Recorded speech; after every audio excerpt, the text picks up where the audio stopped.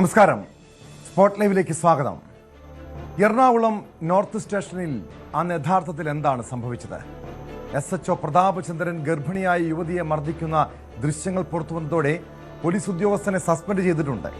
എന്നാൽ ഇന്നലെ പുറത്തു വന്നത് അന്ന് സ്റ്റേഷനിൽ നടന്ന സംഭവത്തിന്റെ ഒരു ചെറിയ ഭാഗം മാത്രമാണ്. CI മർദ്ദിക്കാനുണ്ടായ സാഹചര്യം ഉൾപ്പെടെ ഇപ്പോൾ ചർച്ചയാകുന്നുണ്ട്. എന്നാൽ ഒരു സ്ത്രീയെ, പ്രത്യേകിച്ചും ഒരു ഗർഭിണിയെ കരണത്തിനടിക്കുന്നത് ഒരിക്കലും അംഗീകരിക്കാൻ കഴിയാത്ത നടപടിയാണ്. സംഭവം വിവാദമായതോടെയാണ് SHO പ്രതാപചന്ദ്രനെ അന്വേഷണ വിധേയമായി സസ്പെൻഡ് ചെയ്തത്. എന്നാൽ കടുത്ത നടപടി വേണമെന്നും നിയമപരമായി മുന്നോട്ടു പോകുമെന്നും പരാതിക്കാരി വ്യക്തമാക്കിയിട്ടുണ്ട്. ഞാൻ ആക്രമിക്കാൻ ചെല്ലണം എങ്ങനെ എൻ്റെ കുഞ്ഞുങ്ങൾ എളിയിരിക്കാം. ഒരു വർഷം എനിക്ക് ആക്രമിക്കാൻ പറ്റത്തില്ല. ഞാൻ കരഞ്ഞ് ഓർക്കെ നിലവിളിച്ചല്ലാണ്ട് അവിടെ ഒന്നും ചെയ്തിട്ടെന്നുള്ള തെളിവ് എൻ്റെ കയ്യിലുള്ളപ്പോൾ എനിക്ക് ആരും ഭയക്കേണ്ട കാര്യമില്ല. അവിടെ ചെന്നിട്ട് തിരിച്ചു പോരുന്നോടം വരെയുള്ള പ്രൂഫ് എൻ്റെ കയ്യിലുണ്ട്. അത് ഞാൻ ഇന്ന് കോടതിയിൽ ഹാജരാക്കും. വനിതാ പോലീസുകാരെല്ലാവരും വളരെ മോശമായിട്ടാണ് അയാളുടെ പക്ഷം ചേർന്നിട്ടാണ് നിന്നത്. 2 പോലീസ് ഉദ്യോഗസ്ഥർ മാത്രം ഉണ്ടായിരുന്നു. പിടിച്ചു മാറ്റി, എന്നെ ഉപദ്രവിച്ചപ്പോൾ പിടിച്ചു മാറ്റി കൊണ്ടുപോയതൊക്കെ. നടപടിയിൽ സംതൃപ്തിയാണോ? ഇപ്പോൾ അല്പം ഇനിയും നിയമപരമായിട്ട് തന്നെ ഞങ്ങൾ ബാക്കിയുള്ള കാര്യങ്ങൾക്ക് മുന്നോട്ട് പോകും. ക്രിമിനൽ നടപടി ചട്ടത്തിന്റെയും അതിന്റെ ഉപവകുപ്പുകളുടെയും പ്രത്യേക റൂൾസ് ഓഫ് പ്രാക്ടീസിന്റെയും പരിധിയിൽ നിന്നുകൊണ്ട് പോലീസ് അന്വേഷിച്ചാൽ പോരാ. ഷൈമോള് ഉറച്ചു പ്രഖ്യാപിക്കുന്നു, മജിസ്ട്രേറ്റിനോട് ആവശ്യപ്പെടുന്നു. മജിസ്ട്രേറ്റ് നേരിട്ട് പ്രതിക്ക് നോട്ടീസ് അയച്ചു കൊടുത്ത് ഈ സ്വാൺ സ്റ്റേറ്റ്മെന്റുകൾക്കും തെളിവുകൾക്കും അധിഷ്ഠിതമായിക്കൊണ്ട് പ്രതിയായ CI പ്രതാപചന്ദ്രൻ ഇപ്പോൾ സസ്പെൻഷനിൽ, അദ്ദേഹത്തെ പ്രതിയായി ഒരു ക്രിമിനൽ പ്രോസിക്യൂഷൻ ബഹുമാനപ്പെട്ട അഡീഷണൽ CJM കോടതിയിൽ നടത്തണമെന്നാണ് ഷൈമോൾ ആവശ്യപ്പെടുന്നത്. തുടർ നടപടികൾ ACGM കോടതിയിൽ മുന്നോട്ട് പോകും. അതേസമയം സ്റ്റേറ്റ് വലിയൊരു തുക കോമ്പൻസേഷനായി നൽകാൻ മാത്രം ഉതകുന്ന തെളിവുകളാണ് ഇപ്പോൾ വന്നിരിക്കുന്നത്. അതിന്റെ നടപടികളുമായിട്ട് ഹൈക്കോടതിയിലും ഷൈമോള് മുന്നോട്ട് പോകും. അതേസമയം പ്രതാപചന്ദ്രൻ സേനയിലെ സ്ഥിരം പ്രശ്നക്കാരനാണെന്ന് തെളിയിക്കുന്ന നിരവധി പരാതികളും പുറത്തുവരുന്നുണ്ട്. 2023 തന്നെ പ്രതാപചന്ദ്രൻ മർദ്ദിച്ചുവെന്ന പരാതിയുമായി സ്വിഗ്ഗി ജീവനക്കാരനായ റിനീഷ് രംഗത്തെത്തി. ഉച്ചയ്ക്ക് ഇപ്പോൾ ഫുഡ് കഴിക്കാനുള്ള ടൈമായി കഴിഞ്ഞപ്പോഴേക്കും ഭയങ്കര വെയിലായിരുന്നു. അപ്പോൾ അവിടെ നിന്ന് വെള്ളം കുടിച്ചിട്ട് നേരെ അവിടെ കുറേ പേര് ഇരിക്കാറുണ്ട് ആ പാലത്തിൻ്റെ അടിയിലായിട്ട്. അപ്പം ഞാൻ അവിടെ ഇരുന്ന് കഴിഞ്ഞപ്പോൾ കുറച്ച് കഴിഞ്ഞപ്പോൾ 2 പേര് വന്നിട്ട് പറഞ്ഞ് ചൂരലുകൊണ്ടാണ് വന്നത്. പിന്നെ തട്ടിയിട്ട് എഴുന്നേക്കാൻ പറഞ്ഞു. അപ്പോൾ ഞാൻ എഴുന്നേറ്റ്. അപ്പോൾ മനസ്സിലായി ചിലപ്പോൾ പോലീസുകാർ മഫ്തിയിലായിരിക്കും എന്ന് വിചാരിച്ചു. എഴുന്നേറ്റ് എന്താ ഇവിടെ ഇരിക്കണമെന്ന് ചോദിച്ചാൽ ഞാൻ പറയും ഇതൊരു വെയിലായി പോന്നിരുന്നാന്ന് പറഞ്ഞു. അപ്പോഴേക്കാണ് ഈ SHO പ്രതാപചന്ദ്രൻ വന്നത്. അതുകൊണ്ട് പറഞ്ഞു നിൻ്റെ പേരെന്താണെന്ന് ചോദിച്ചു. ഞാൻ റിനീഷ് എന്ന് പറഞ്ഞു. അപ്പോൾ നിൻ്റെ വീട് എവിടെയെന്ന് ചോദിച്ചാൽ നമ്മൾ കാക്കനാടാന്ന് പറഞ്ഞു. കാക്കനാടുള്ളവൻ എന്തിനാ എറണാകുളത്ത് തന്നെയെന്ന് ചോദിച്ചു. അപ്പോൾ എനിക്കറിയില്ലായിരുന്നു ഇങ്ങനെ വരാൻ പാടില്ല എന്നുള്ള കാര്യം, ഇവിടെ ഇരിക്കാൻ പാടില്ല എന്നുള്ള കാര്യം എനിക്കറിയാൻ പാടില്ലായിരുന്നു എന്ന് പറഞ്ഞു. എൻ്റെ ഹെഡ്സെറ്റ് എടുക്കാൻ പറഞ്ഞു പുറത്തേക്ക്. അപ്പോൾ ഇങ്ങനെ പോക്കറ്റിൽ ഇങ്ങനെ തള്ളിക്കണേ. അപ്പോൾ ഹെഡ്സെറ്റിൻ്റെ കവർ എടുക്കണ സമയത്താണ് ലാത്തിക്ക് തന്നെ അടിച്ചത്. ഞാൻ പറഞ്ഞു ലാത്തി പെട്ട് CA അയാളുടെ ലാത്തി ഒടിഞ്ഞ്. അപ്പോൾ ഞാൻ പറഞ്ഞു എന്തിനാ സാറേ എന്നെ തല്ലണേന്ന് വെച്ചപ്പോൾ മുഖത്തോട്ട് ഒറ്റടി അടിച്ച്. ഞാൻ പറഞ്ഞു സാറേ എനിക്ക് വിഷമമുണ്ട്, കാരണം കുറേ പേര് നോക്കുന്നുണ്ട്, സങ്കടം വന്നിട്ടുണ്ടെന്ന് പറഞ്ഞപ്പോൾ വീണ്ടും അടിച്ചു തന്നെ. അപ്പോൾ എന്ത് വൈരാഗ്യമുള്ള രീതിയിലായിരുന്നു തല്ലിക്കൊണ്ടിരുന്നത്. അപ്പോൾ ഞാൻ പറഞ്ഞു സാറേ മുഖത്തിട്ട് തന്നെ മുഷ്ടി ചുരുട്ടിയിരുന്നത് ഇടിച്ചുകൊണ്ടിരിക്കണത്. അപ്പം ഞാൻ പറഞ്ഞു സാറേ എനിക്ക് നല്ല വിഷമമുണ്ട്, എനിക്കൊന്നും ചെയ്യാൻ പറ്റാത്തതിൻ്റെ സങ്കടമുണ്ട്, നിങ്ങളാണ് ഈ ക്രിമിനലുകൾ ഉണ്ടാക്കണമെന്നുള്ള രീതിയിൽ ഞാൻ പറഞ്ഞു. അപ്പോൾ വീണ്ടും എന്നെ തല്ലി. CI പ്രതാപചന്ദ്രനെതിരെ നേരത്തെയും വകുപ്പ് തല റിപ്പോർട്ട് ഉണ്ടായിരുന്നതായി വിവരമുണ്ട്. പൊതുജനങ്ങളോടുള്ള പെരുമാറ്റം മോശമാണെന്ന് ചൂണ്ടിക്കാട്ടി സ്പെഷ്യൽ ബ്രാഞ്ചാണ് റിപ്പോർട്ട് നൽകിയത്. പെരുമാറ്റ രീതിയിലെ പ്രശ്നങ്ങൾ ചൂണ്ടിക്കാണിച്ചായിരുന്നു സ്പെഷ്യൽ ബ്രാഞ്ചിന്റെ റിപ്പോർട്ട്. 3 സംഭവങ്ങളെ ആസ്പദമാക്കിയാണ് റിപ്പോർട്ട് തയ്യാറാക്കിയത്. വേതന വർധനവ് തടയുക മാത്രമായിരുന്നു ഈ റിപ്പോർട്ടിന്റെ അടിസ്ഥാനത്തിൽ പ്രതാപചന്ദ്രനെതിരെ ഉണ്ടായ നടപടി. മറ്റ് കർശന നടപടികളൊന്നും ഉണ്ടായിരുന്നില്ല. വിവരങ്ങളുമായി കൊച്ചിയിൽ നിന്ന് ഡാനി ഇപ്പോൾ ചേരുന്നുണ്ട്. ഡാനി, ഇന്നലെ വൈകുന്നേരമാണ് ആ ഗർഭിണിയായ യുവതിയെ SHO പ്രതാപചന്ദ്രൻ കരണത്തിനടിക്കുന്ന ദൃശ്യങ്ങൾ പുറത്തു വന്നത്. അവരുടെ നെഞ്ചിന് തള്ളുന്നുണ്ട്. കുഞ്ഞുങ്ങളുടെ മുന്നിൽ, അത് തീരെ കുഞ്ഞുങ്ങളുടെ മുന്നിൽ വെച്ചാണ് ഒരു അമ്മയെ ഈ പോലീസ് സ്റ്റേഷനിൽ വെച്ച് ഈ രീതിയിൽ അമ്മയ്ക്ക് ഇതുപോലുള്ള ക്രൂരത നേരിടേണ്ടി വന്നത്. പക്ഷേ ഇന്ന് രാവിലെ ആയപ്പോൾ പ്രതാപചന്ദ്രനെ ന്യായീകരിക്കുന്നവർ, ചില പോലീസ് ഉദ്യോഗസ്ഥർ തന്നെ നമുക്ക് ചില ദൃശ്യങ്ങൾ അയച്ചു തരുന്നു.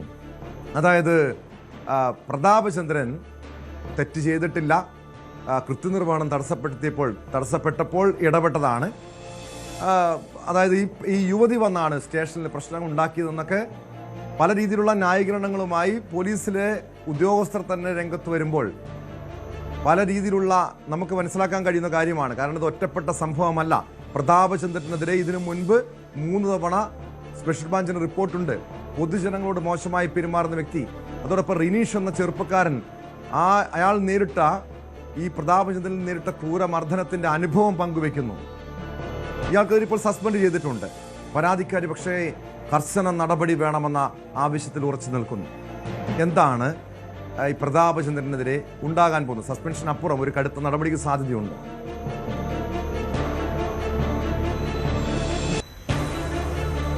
ടോമ, നിലവിലെ സാഹചര്യത്തിൽ സസ്പെൻഷൻ അപ്പുറം ഒരു നടപടികളിലേക്ക് പോകാം, അതിനുള്ള സാധ്യതകളുണ്ട്. കാരണം ടോം നേരത്തെ സൂചിപ്പിച്ചതുപോലെ ചില ഉദ്യോഗസ്ഥരും മറ്റും ഇങ്ങനെ ഒരു ക്യാമ്പയിൻ പോലീസുകാർക്ക് അനുകൂലം അല്ലെങ്കിൽ അത് നീതി നിർവഹണത്തിന്റെ ഭാഗമാണ് എന്നതെല്ലാം പറഞ്ഞാലും ശരി, ഒരു സ്ത്രീയെ കരണത്തടിക്കുകയാണോ ഇത്തരം നീതിപാലകർ ചെയ്യേണ്ടത്? അങ്ങനെ ഒരു ചോദ്യം, വലിയ ചോദ്യം ബാക്കി നിൽക്കുന്നില്ല. കാരണം ഒരു പരാതിയുമായി വന്നാൽ ആരുമായിക്കൊള്ളണം, ഒരുപക്ഷെ ഒരു കുറ്റവാളി തന്നെ ആയിക്കോട്ടെ, വന്ന് കയറിയ എന്താണ് ചെയ്യേണ്ടത്? അല്ലെങ്കിൽ ഒരു സ്ത്രീയോട്, ഗർഭിണിയായ സ്ത്രീയോട്, അവരുടെ 2 കൈകളിൽ കുഞ്ഞുങ്ങളുണ്ട്, അവർ ഗർഭിണിയാണ് എന്ന് പറയുന്നത്, അവരുടെ കരണത്തടിക്കുക. അതിനു മുൻപ് അവരെ പിടിച്ച് തള്ളുന്ന രംഗം കൂടിയുണ്ട്, മറന്നുകൂടാതെ അവർ തള്ളുന്ന രംഗം കൂടിയുണ്ട്. അവരവിടേക്ക് എത്തുന്നത് അവരുടെ ഭർത്താവിനെ പിടിച്ചുകൊണ്ടുപോയത് അടക്കമുള്ള കാര്യങ്ങൾ ചോദിക്കാനാണ്. അവരുടെ പേരിലും ഇവരുടെ പേരിലെല്ലാം പിന്നീട് കുറ്റങ്ങൾ ഉണ്ടായിട്ടുണ്ട്. അപ്പോൾ ഇത്തരം കാര്യങ്ങൾ സ്റ്റേഷനിൽ ഉണ്ടാകുമ്പോൾ എങ്ങനെയാണ് അവിടെ ഇത്തരം കാര്യങ്ങൾ നടമാടുക? അവിടെ പറഞ്ഞു വെച്ചിരിക്കുന്നത് ഒരു ജനമൈത്രി പോലീസ് സ്റ്റേഷൻ എന്നെല്ലാമാണ്. അത്തരം ഖ്യാതികളെല്ലാം ഉണ്ടാകുമ്പോൾ ഇവിടേക്ക് വരുന്നവരെ നേരിടുന്ന രീതിയും ശൈലിയും ഇതാണോ? ഈ രീതിയിലാണോ നീതി നിർവഹണം നടത്തേണ്ടത്? അങ്ങനെ ഒരു അവിടുത്തെ ഒരു SHO തന്നെ പെരുമാറുന്നത് എത്ര കണ്ട അപലപനീയമാണ്. കാരണം ഒരു സ്ത്രീയോട് ഈ രീതിയിലേക്ക് കരണത്തടിച്ചുകൊണ്ട് അവരോട് ചോദിക്കുക. നമ്മൾ ആ ദൃശ്യങ്ങൾ വീണ്ടും വീണ്ടും കാണുമ്പോൾ വല്ലാത്ത രോഷം നമുക്ക് അനുഭവപ്പെടും. കാരണം അത് ഇന്ന് വന്ന കുറച്ചുകൂടി ദൃശ്യങ്ങൾ കൂടി പുറത്തേക്ക് വന്നിട്ടുണ്ട്. ഈ ബെഞ്ചോ എന്ന് പറയുന്ന ഇയാളുടെ കാല് പിടിക്കുന്നുണ്ട് സ്റ്റേഷനിൽ നിന്ന്, ഉപദ്രവിക്കലേ എന്ന് പറഞ്ഞ ആ ദൃശ്യങ്ങളുണ്ട്. മറ്റു ദൃശ്യങ്ങളിൽ ഇവരെ പിടിച്ച് പുറന്തള്ളുന്ന, ഇവരെ പുറത്താക്കുന്ന ആ ദൃശ്യങ്ങളടക്കമുണ്ട്. ഇത് ഒരു പൊതുസ്ഥാപനത്തിലാണ് പോലീസ് സ്റ്റേഷൻ എന്ന് പറയുന്നത്. അവിടേക്ക് കയറി ചെന്ന് സധൈര്യം തങ്ങളുടെ പരാതികൾ പറയുവാനുള്ള സാഹചര്യം ഉണ്ടാക്കി കൊടുക്കേണ്ടത് ഇവിടെ അങ്ങനെ ഉണ്ട് എന്ന് ആളുകൾക്ക് ബോധ്യം വരുത്തേണ്ടത്, സമൂഹത്തിന് ബോധ്യം വരുത്തേണ്ടത് അവിടുത്തെ ഓരോ പോലീസ് ഉദ്യോഗസ്ഥനും തന്നെയാണ്. കാരണം അവർക്ക് ജനങ്ങളെ സേവിക്കുക അല്ലെങ്കിൽ ജനങ്ങളിൽ നിന്ന് പരാതി കേൾക്കുക, കുറ്റവാളികൾക്കെതിരെ നടപടിയെടുക്കുക എന്നതാണ്. നമ്മളെല്ലാവരും പറയും ഇത് കുറ്റവാളികളെന്ന് എപ്പോഴാണ് തീരുമാനിക്കുന്നത്? അപ്പോൾ ഈ പോലീസുകാർ മുൻകൂട്ടിയുള്ള നിർവചനങ്ങളോടുകൂടി ആളുകളെ നേരിടുക, ഈ രീതിയിൽ സ്ത്രീകളെ അതിക്രമിക്കുക, ഉപദ്രവിക്കുക എന്നെല്ലാം പറയുന്നത്, അതും ഒരു പോലീസ് സ്റ്റേഷനകത്ത് വെച്ച് ഈ രീതിയിൽ സംഭവങ്ങൾ ഉണ്ടാകുമ്പോൾ അതിനെതിരെ കർശനമായ നടപടി എടുക്കേണ്ടത് തന്നെയാണ്. കാരണം അതിൽ നിന്ന് പിന്നാക്കം പോകാനായിട്ട് പാടില്ല. അതോടൊപ്പം തന്നെയാണ് പുതിയ പരാതികൾ വരുന്നത്. റിനീഷിന്റെ സംഭവം നമ്മൾ കേട്ടു. ആ റിനീഷിനെ കൈപിടിച്ച് തിരിക്കുന്നു, ഒപ്പം ലാത്തി കടിക്കുകയും ചെയ്യുന്നു. സത്യത്തിൽ ആ മേഖലയിൽ ഈ ലഹരി വിരുദ്ധ സ്ക്വാഡുകളും മറ്റുമുണ്ട്. അപ്പോൾ റിനീഷ് തന്നെ പറയുന്നുണ്ട് അങ്ങനെ വല്ല പരിശോധനയുടെ ഭാഗമായിരിക്കുമെന്ന് തന്നെ കരുതി. ആ യുവാവിന് ആദ്യഘട്ടത്തിൽ പരാതിയില്ല. പക്ഷേ ഇത് മിന്നൽ പ്രതാപൻ എന്നെല്ലാം അറിയപ്പെടുന്നതിന് പകരം ഇയാളെ ഈ കർണത്തടി പ്രതാപൻ എന്നെല്ലാമാണ് വിളിക്കേണ്ടതെന്ന് തോന്നുന്നത്. കാരണം ഇയാളെയും അതേപോലെ തന്നെ ഈ റിനീഷിനെയും ഇതുപോലെ തന്നെ കർണത്തടിക്കുന്നു. ഈ ചോദിച്ചാൽ ഉടനെ നേരിട്ട് നിന്ന് എന്താണെന്ന് ചോദിച്ചാൽ ഉടനെ തന്നെ കർണത്തടിക്കുന്ന രീതിയിലേക്കെല്ലാം എന്നു മുതലാണ് ഈ പോലീസ് സേനയിൽ ഈ മാറ്റങ്ങൾ ഉണ്ടാകുന്നത്. ഇതിന് കൃത്യമായ രീതിയിലുള്ള നടപടികൾ ഉണ്ടാകണം. ഇവരെ ആരെയും കയറൂരി വിട്ടതല്ല എന്നൊരു ഈ കാക്കിയിട്ടവരുടെ കയ്യൂക്കാണ് അവർ പോലീസ് സ്റ്റേഷനുകളിൽ എത്തിക്കാൻ കാണാൻ കഴിയുന്നത്. ഇതൊരു ഓരോ സാധാരണക്കാർക്കും ഇതുപോലുള്ള അനുഭവങ്ങൾ ഉണ്ടാകും. ഒരിക്കലെങ്കിലും പോലീസ് സ്റ്റേഷനിൽ പോയാൽ, ഏതെങ്കിലും കേസുമായി ബന്ധപ്പെട്ട്, ഒരു പരാതിയുമായി ബന്ധപ്പെട്ട് പോലീസ് സ്റ്റേഷനിൽ പോയാൽ നമുക്ക് മനസ്സിലാക്കാൻ കഴിയുന്ന കാര്യമാണ്. ഭീകരാന്തരീക്ഷമാണ്. കാരണം ഒരു കൂട്ടം ക്രിമിനൽ സംഘങ്ങളെ പോലെ ഈ നാട്ടിലെ പോലീസുകാർ പെരുമാറുന്നു.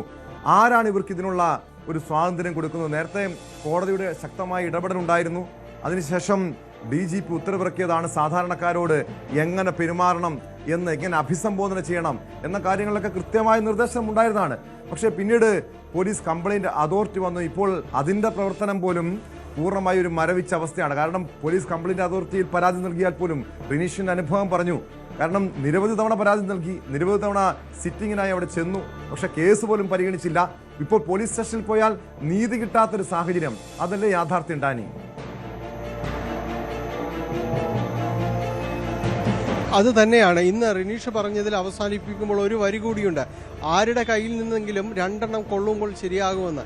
ആ ഗതികേടിലേക്ക് ആ പോലീസ് തന്നെ പോകരുത്. ഖാക്കി എന്ന് പറയുന്നത് മറ്റുള്ളവൻ്റെ മുതുകിൽ കയറാനുള്ള കയ്യൂക്കിനുള്ള ഒരു ലൈസൻസ് ആയിട്ട് ഇവിടെ ആരും കരുതുകയും വരുത്. കാരണം ഇവരെല്ലാം നിയന്ത്രിക്കാനായിട്ട് ഒരു സർക്കാരും അതിൻ്റെ സംവിധാനങ്ങളും എല്ലാം ഉണ്ടെന്ന് അവരെ ബോധ്യപ്പെടുത്തേണ്ടത് ഇത്തരം നടപടികളിലൂടെ തന്നെയായിരിക്കണം. കാരണം പോലീസ് സ്റ്റേഷനിലേക്ക് ഒരാൾക്ക് കയറി ചെല്ലാൻ കഴിയാത്ത അവസ്ഥയുണ്ടാകരുത്. അവിടേക്ക് പരാതിപ്പെടാനായിട്ട് ഒരാൾക്ക് ഒരു നീതി നിഷേധം നടന്നിട്ടുണ്ടെങ്കിൽ, അവനൊരു പരാതി ഉണ്ടെങ്കിൽ സധൈര്യം അവിടേക്ക് ചെന്നുകൊണ്ട് എനിക്കിങ്ങനെ സംഭവിച്ചു എന്ന് കേൾക്കുമ്പോൾ അവരെ ആശ്വസിപ്പിക്കാനുള്ള ഒരു ഇടം അവിടെ സൃഷ്ടിക്കുകയാണ് ഈ പോലീസ് സേനയുടെ ഒരു ഭാഗമെന്നെല്ലാം പറയുന്നത്. വെറുതെ ജനമൈത്രി എന്ന് ആ പെയിന്റ് കൊണ്ട് എഴുതി വെച്ചതുകൊണ്ടൊന്നും ഒരു കാര്യവുമില്ല. സാധാരണക്കാർക്ക് അവിടെ ചെന്ന് കാര്യങ്ങൾ പറയാനുള്ള ഒരിടമാക്കി അതിനെ മാറ്റിയെടുക്കാൻ ഉത്തരവാദിത്തപ്പെട്ടവരുടെ ഭാഗത്തു നിന്ന് തന്നെ നടപടി ഉണ്ടാകണം. ഇപ്പോൾ അത് ഉണ്ടാകുന്നില്ല. നമ്മളെല്ലാവരെയും ഈ പ്രതാപേന്ദ്രന്മാരായിട്ട് കാണുന്നൊന്നുമില്ല. നല്ല രീതിയിൽ പെരുമാറുന്ന പോലീസ് ഉദ്യോഗസ്ഥരുണ്ട്, സാധാരണ പോലീസുകാരുണ്ട്, അങ്ങനെ എല്ലാവരും തന്നെയുണ്ട്. അവരെയൊന്നും മറന്നുകൊണ്ടുമല്ല സംസാരിക്കുന്നത്. പക്ഷേ ഇങ്ങനെയുള്ള ഒരാൾ മതി, ഇടയ്ക്ക് കയറുന്ന ഒരാൾ മതി മുഴുവൻ സേനയുടെയും ആത്മവീര്യം കെടുത്താനായിട്ട്. ഇപ്പോൾ പല രീതിയിലുള്ള വ്യാഖ്യാനങ്ങളും നിർവചനങ്ങളും എല്ലാം ഈ സംഭവത്തെ കുറിച്ചുണ്ടാകുന്നത്. ബെഞ്ചോയുടെ പേരിൽ നേരത്തെ പരാതി ഉണ്ടായിരുന്നു, കേസുണ്ടായിരുന്നു എന്നെല്ലാം തന്നെ പറയുന്നുണ്ട്. അയാൾക്കെതിരെയും മറ്റു കേസുകളും ചുമത്തപ്പെട്ടിട്ടുണ്ട് എന്നതെല്ലാം തന്നെ പറയുന്നു. പക്ഷെ അപ്പോഴും ചോദിക്കുന്നത് ഇങ്ങനെയാണോ കാര്യങ്ങൾ കൈകാര്യം ചെയ്യേണ്ടതെന്നാണ്. ഒരു സ്ത്രീയോട്, ഗർഭിണിയായൊരു സ്ത്രീയോട് ഈ രീതിയിൽ പെരുമാറുന്നൊരവസ്ഥ, അവരെ കരണത്തടിക്കുന്നത് കണ്ടിട്ട് കാല് പിടിക്കാൻ തയ്യാറാവുന്ന ഒരു ഭർത്താവിൻ്റെ അയാളുടെ ഒരു മനസ്ഥിതി ഒന്ന് ആലോചിച്ച് നോക്കട്ടോ. ഒരു പോലീസ് സ്റ്റേഷന് മുന്നിൽ മറ്റെല്ലാവരുടെയും മുന്നിൽ വെച്ച് ഉപദ്രവിക്കരുതേ എന്ന് പറഞ്ഞ് കാലു പിടിക്കേണ്ടി വരുന്നൊരു മനുഷ്യൻ ഈ കേരളത്തിൽ തന്നെയാണ് ഉണ്ടായത്. അത് തെളിയിക്കാനായിട്ട് CCTV ദൃശ്യങ്ങളടക്കം വേണ്ടി വന്നു. ഈ CCTV ദൃശ്യങ്ങൾ പുറത്തു വരുമ്പോൾ 3-ാം മണിക്കൂറിൽ നടപടിയെടുത്തുവെന്ന് അവകാശപ്പെടുമ്പോൾ പ്രതാപചന്ദ്രൻ പോലീസിന്റെ ഏറ്റവും വികൃതമായിട്ടുള്ള മുഖമാണ്. കാരണം എല്ലാ പോലീസുകാരും ഡാനി സൂചിപ്പിച്ചതുപോലെ ഇതുപോലെയല്ല, മാന്യന്മാരായിട്ടുള്ള പോലീസുകാരുണ്ട്, കൃത്യമായി ജോലി ചെയ്യുന്നവരുണ്ട്. പക്ഷേ ഇതുപോലുള്ള പ്രതാപചന്ദ്രന്മാരെ ഇവിടെ സംരക്ഷിച്ചാൽ ഈ പോലീസിന്റെ മുഖം വികൃതമാകും. കാരണം ഒറ്റപ്പെട്ട പരാതിയല്ല, ഒരു പരാതിയല്ല ഇയാൾക്കെതിരെ വരുന്നത്, കൂടുതൽ പരാതികൾ വരുന്നു. പോലീസ് മർദ്ദനത്തിൽ പാലക്കാട് സ്വദേശിയായ ഒരു യുവ നടനും ഈ പ്രതാപചന്ദ്രനെതിരെ നിയമ പോരാട്ടം നടത്തുന്നുണ്ട്. കള്ളക്കേസിൽ കുടുക്കി ക്രൂരമായി മർദ്ദിച്ചുവെന്നാണ് യുവനടൻ പറയുന്നത്. 2023 മെയ് 16 സംഭവം. കിങ് ഓഫ് കൊത്ത ഷൂട്ടിംഗ് സമയത്തായിരുന്നു മർദ്ദനം. കൂടെ ഉണ്ടായിരുന്ന സുഹൃത്ത് വിഷ്വൽ എഡിറ്ററായ രാഹുൽ രാജിനും മർദ്ദനമേറ്റു. രാത്രി 1 മണിക്ക് കലൂർ ദേശാഭിമാനി ജംഗ്ഷനിൽ ചായ കുടിക്കാൻ പോയ സമയത്താണ് മർദ്ദനമുണ്ടായതെന്ന് സനൂപ് പറയുന്നു. ഞങ്ങളുടെ വണ്ടികൾ ഇവർ സ്റ്റേഷനിലേക്ക് എടുത്ത് കൊണ്ടുവന്നിക്കാം എന്നുവെച്ചാൽ ഞങ്ങൾ വണ്ടി അവിടെ നിന്ന് കട്ടുകൊണ്ട് വന്നാന്നുള്ള രീതിയിൽ അപ്പോൾ മോഷ്ടിച്ച വണ്ടിയാന്നൊക്കെ പറഞ്ഞിട്ട് അപ്പോൾ ഞങ്ങൾ വന്ന് വണ്ടിയുടെ പേപ്പേഴ്സൊക്കെ ക്ലിയർ ആണ്, സാറിന് വേണമെന്നുണ്ടെങ്കിൽ ഞാൻ പറഞ്ഞിട്ട് വിശ്വാസമാണെന്നുണ്ടെങ്കിൽ സാറിന് പരിവാഹനിൽ ചെക്ക് ചെയ്യാമെന്നാണ് പറഞ്ഞത്. അപ്പോൾ ഇവർ അതൊന്നും സമ്മതിക്കില്ല, നിങ്ങൾക്കൊന്നും പരിവാഹം ചെക്ക് ചെയ്യില്ല ഞങ്ങളുടെ പരിപാടി എന്നൊക്കെ പറഞ്ഞിട്ട് ഇവർ കുറേ കഴിഞ്ഞപ്പോൾ ഈ ഡ്രഗ്സ് യൂസ് ചെയ്യുക അത് എന്നൊക്കെ പറഞ്ഞ് നമ്മൾ എഗെയിൻസ്റ്റ് എന്ന് വെച്ചാൽ നമ്മൾ സമ്മതിക്കാതെ ഇരിക്കുമ്പോൾ ഇവർ തെരുവിളിയൊക്കെ തുടങ്ങി. തെരുവിളി കുറേ കഴിഞ്ഞ് ഞങ്ങൾ വണ്ടി കൊണ്ടുപോകാനും ഇങ്ങനെയൊക്കെ ആയിക്കഴിഞ്ഞപ്പോൾ നാട്ടുകാർ നോക്കിയൊക്കെ അതൊക്കെ ഞങ്ങൾക്ക് വേറെ വഴിയില്ലാണ്ടായപ്പോൾ രാഹുൽ എന്ത് ചെയ്തു, അവൻ്റെ ഫോണിൽ ഷൂട്ട് ചെയ്തു. ഇത് ഈ ഷൂട്ട് ചെയ്യണ ആ സമയത്ത് തന്നെ പ്രതാപേന്ദ്രൻ എന്നുള്ളത് പുള്ളി നേരെ കയറി വന്നിട്ട് ഒറ്റ തല്ലി. ഇവന് തല്ലിയിട്ട് ഈ കണ്ണടയും കൂട്ടിയിട്ട് തല്ലിയിട്ട് അവൻ ഇവിടെ മൊത്തം ഡാർക്ക് ഷെയ്ഡ് എന്ന് വെച്ചാൽ ആകെ ബൾജായിട്ടൊക്കെ നിൽക്കുകയായിരുന്നു. അത് കഴിഞ്ഞിട്ട് ഇവനെ നേരെ കൊണ്ടുപോയിട്ട് രാഹുലിനെ കൊണ്ടിട്ട് ബാക്കിലുള്ള ചുമരിൽ കൊണ്ട് ഇടിച്ചു. അതിനുശേഷം എന്നെ ഭയങ്കരമായിട്ട് വലിച്ചു കൊണ്ടുപോയിട്ട് ബാക്കിയുള്ള പോലീസുകാരെല്ലാം അവിടെ വന്നിട്ട് ഞങ്ങളതിന് പിടിച്ചെടുത്തിട്ട് ഞങ്ങളെ അങ്ങോട്ടും ഇങ്ങോട്ടും വലിച്ചിട്ട് തല്ലി, അവിടെ നിന്ന് ചെറിയത്തടിക്കുക അങ്ങനെയൊക്കെ ആയിട്ട് അവിടെ നിന്ന് കുറേ തല്ലി. പിന്നെ അവിടെ നിന്ന് വലിച്ചിട്ട് ജീപ്പിൻ്റെ അവിടെ കൊണ്ടിട്ട് രാഹുലിനെ ബൂട്ട് എടുത്ത് അവിടെ നിന്ന് ചവിട്ടി. പിന്നെ എന്നെ മറ്റേ ജീപ്പിൻ്റെ ബാക്കിൽ ഡോറുണ്ട്, ആ ഡോറിൻ്റെ അവിടെ വെച്ചിട്ട് ഇങ്ങനെ അടിക്കണ്ടായി. അതുകൊണ്ട് ഈ ലാത്തി വെച്ചിട്ട് തന്നെ ജീപ്പിൻ്റെ ബാക്ക് സെൻറ്ററിലുള്ള സീറ്റ് ഉണ്ട് അവിടെ കിടത്തിയിട്ട് അവിടെ നിന്ന് തല്ലുക, ലാത്തി വെച്ചിട്ട് തന്നെ റോട്ടിൽ നിന്ന് തല്ലുക. നാട്ടുകാർ ഇത് കാണുമ്പോൾ ഇവർ പറയുന്നത് വെച്ചാൽ ഞങ്ങൾ ഡ്രഗ്സ് യൂസ് ചെയ്തിട്ട് പോലീസുകാർ വെക്കിട്ട് കയറി എന്നുള്ളതായി പറഞ്ഞു. വിശദാംശങ്ങളുമായി പാലക്കാട് നിന്ന് പ്രജിത്ത് കോങ്ങാട് കൂടി ചേരുന്നു. പ്രജിത്ത്, സനൂപ് നേരിട്ട ദുരനുഭവത്തിന്റെ കഥയാണ് അയാൾ വിവരിച്ചത്. അതായത് ഈ പ്രതാപചന്ദ്രൻ ഒരു പോലീസുകാരനല്ല, ഒരു ക്രിമിനലാണെന്ന് തെളിയിക്കുന്ന അനുഭവങ്ങളാണ് ഓരോരുത്തരും പങ്കുവയ്ക്കുന്നത്. എന്താണ് സനൂപിനുണ്ടായ അനുഭവം? തീർച്ചയായും ടോം, അങ്ങനെ തന്നെയാണ് നമുക്ക് അറിയാൻ കഴിയുന്നത്. ഇപ്പോൾ ഇത് ഈ യുവനടൻ മാധ്യമങ്ങൾക്ക് മുന്നിൽ പറയാൻ കാരണം പ്രതാപ് ചന്ദ്രനെതിരെ ഗർഭിണിയായ യുവതി നൽകിയ പരാതി പുറത്തു വന്നപ്പോഴാണ് ഈ പ്രതാപ് ചന്ദ്രനെ കുറിച്ചുള്ള പരാതി 2023 മെയ് 16 നടന്ന സംഭവം യുവനടൻ മാധ്യമങ്ങൾക്ക് മുന്നിൽ വന്ന് പറഞ്ഞത്. നിയമപരമായ നടപടികൾ ഇപ്പോഴും എടുത്തു വരുന്നുണ്ട്. അത് കിങ് ഓഫ് കത്ത സിനിമ ഷൂട്ടിംഗ് സമയത്തായിരുന്നു ഇങ്ങനെ ഒരു മർദ്ദനം നടന്നതെന്നാണ് പറയുന്നത്. രാത്രി 1 മണിക്ക് കലൂർ ദേശാഭിമാനി ജംഗ്ഷനിൽ ഉള്ള സമയത്താണ് പോലീസ് വാഹനം വണ്ടി നിർത്തുകയും വാഹനത്ത് ഈ യുവനടൻ സഞ്ചരിച്ചിരുന്ന വാഹനത്തിന്റെ ബുക്കും പേപ്പറും എല്ലാം ആവശ്യപ്പെട്ടും അതെല്ലാം കറക്റ്റാണെന്ന് പറയുന്ന സമയത്ത് വാഹന പരിവാറിൽ അത് നോക്കിയാൽ കിട്ടുമെന്ന് അതിന്റെ വിഷ്വൽ എഡിറ്റർ കൂടി ആയിക്കഴിഞ്ഞ രാഹുൽ പറയുന്നത്. ഇത് കേട്ടതും ദേഷ്യത്തോടെ പ്രതാപ് ചന്ദ്രൻ വന്ന് അവരെ ജീപ്പിലെടുത്ത് കയറ്റി ക്രൂരമായി മർദ്ദിക്കുകയും ഈ മയക്കുമരുന്ന് ഉപയോഗിച്ചിട്ടുണ്ട് എന്ന് പറഞ്ഞിട്ടാണ് അവരെ ക്രൂരമായി മർദ്ദിക്കുന്നതെന്നാണ് യുവനടൻ ഇപ്പോൾ പാലക്കാട് മാധ്യമങ്ങളോട് പറഞ്ഞിരിക്കുന്നത്. പോലീസ് ആക്രമിക്കുന്നത് മൊബൈലിൽ പകർത്തിയ രാഹുലിനെയും അവർ ക്രൂരമായി മർദ്ദിക്കുന്നുണ്ട് എന്നും യുവനടൻ പറയുന്നുണ്ട്. ടോം,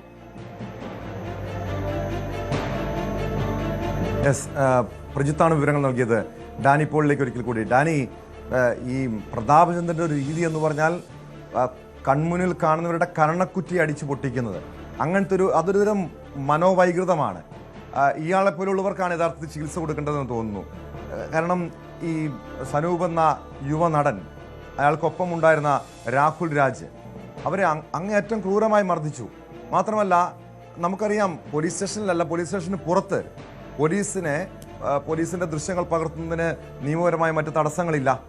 പക്ഷെ അവിടെ ആ ദൃശ്യം, കാരണം ഈ പോലീസ് ഉദ്യോഗസ്ഥൻ മോശമായി പെരുമാറിയപ്പോൾ അതിന്റെ ദൃശ്യം പകർത്തിയപ്പോൾ പോലും പ്രതാപചന്ദ്രൻ മർദ്ദിക്കുന്നു, തല പോലീസ് ജീപ്പിന് ഇടിക്കുന്നു. അങ്ങനെയെങ്കിൽ ഇത് 2023 സംഭവം. യുവതിക്ക് നേരിട്ട് 2024 യുവതി നേരിട്ടുന്ന ദുരനുഭവം നേരിടുന്നത് 2024. ഇപ്പോൾ 2025 ആകുന്നു. സ്വാഭാവികമായും ഇനിയും കൂടുതൽ പരാതികൾ വരാനുള്ള സാധ്യതയില്ലേ?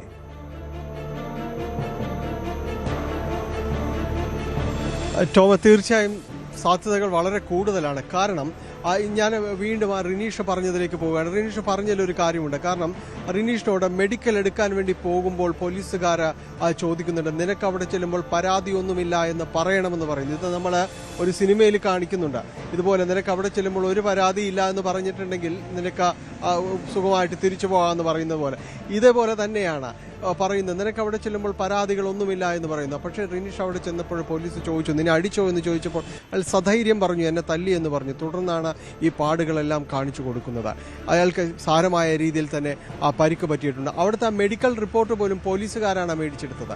അതിനുശേഷം ഇയാളോട് തിരികെ പോകുമ്പോൾ ഇയാളുടെ ഒരു ഓഫീസർ വന്നാണ് ജാമ്യത്തിലെടുക്കാനായിട്ട് വരുന്നത്. അതിപ്പോൾ ചോദിച്ചു, ഇവനിനി പരാതി ഉണ്ടാകുമോ എന്ന് ചോദിച്ചു. അപ്പോൾ ഇയാൾ പറഞ്ഞു, അത് ഞാനാണ് തീരുമാനിക്കുന്നത്. പരാതി നീ പോകുകയാണെങ്കിൽ ഇപ്പോഴേ നിന്റെ പേരിലൊരു കേസ് ഞങ്ങൾക്ക് എടുത്തിടാൻ വേണ്ടിയാണ് പോലീസ് ഉദ്യോഗസ്ഥരെ അതിക്രമിച്ചുവെന്ന്. ആ സംഭവം തന്നെയാണ് ഇവിടെ ഷൈമോളുടെ കാര്യത്തിൽ നടന്നിരിക്കുന്നത്. ഷൈമോളുടെ കാര്യത്തിൽ പോലീസ് സ്റ്റേഷൻ അതിക്രമിച്ചു എന്നതടക്കമുള്ള പരാതികളുണ്ട്. ഈ പ്രതാപചന്ദ്രനെ തള്ളിയിടാൻ ശ്രമിച്ചു എന്നുള്ള പരാതിയുണ്ട്.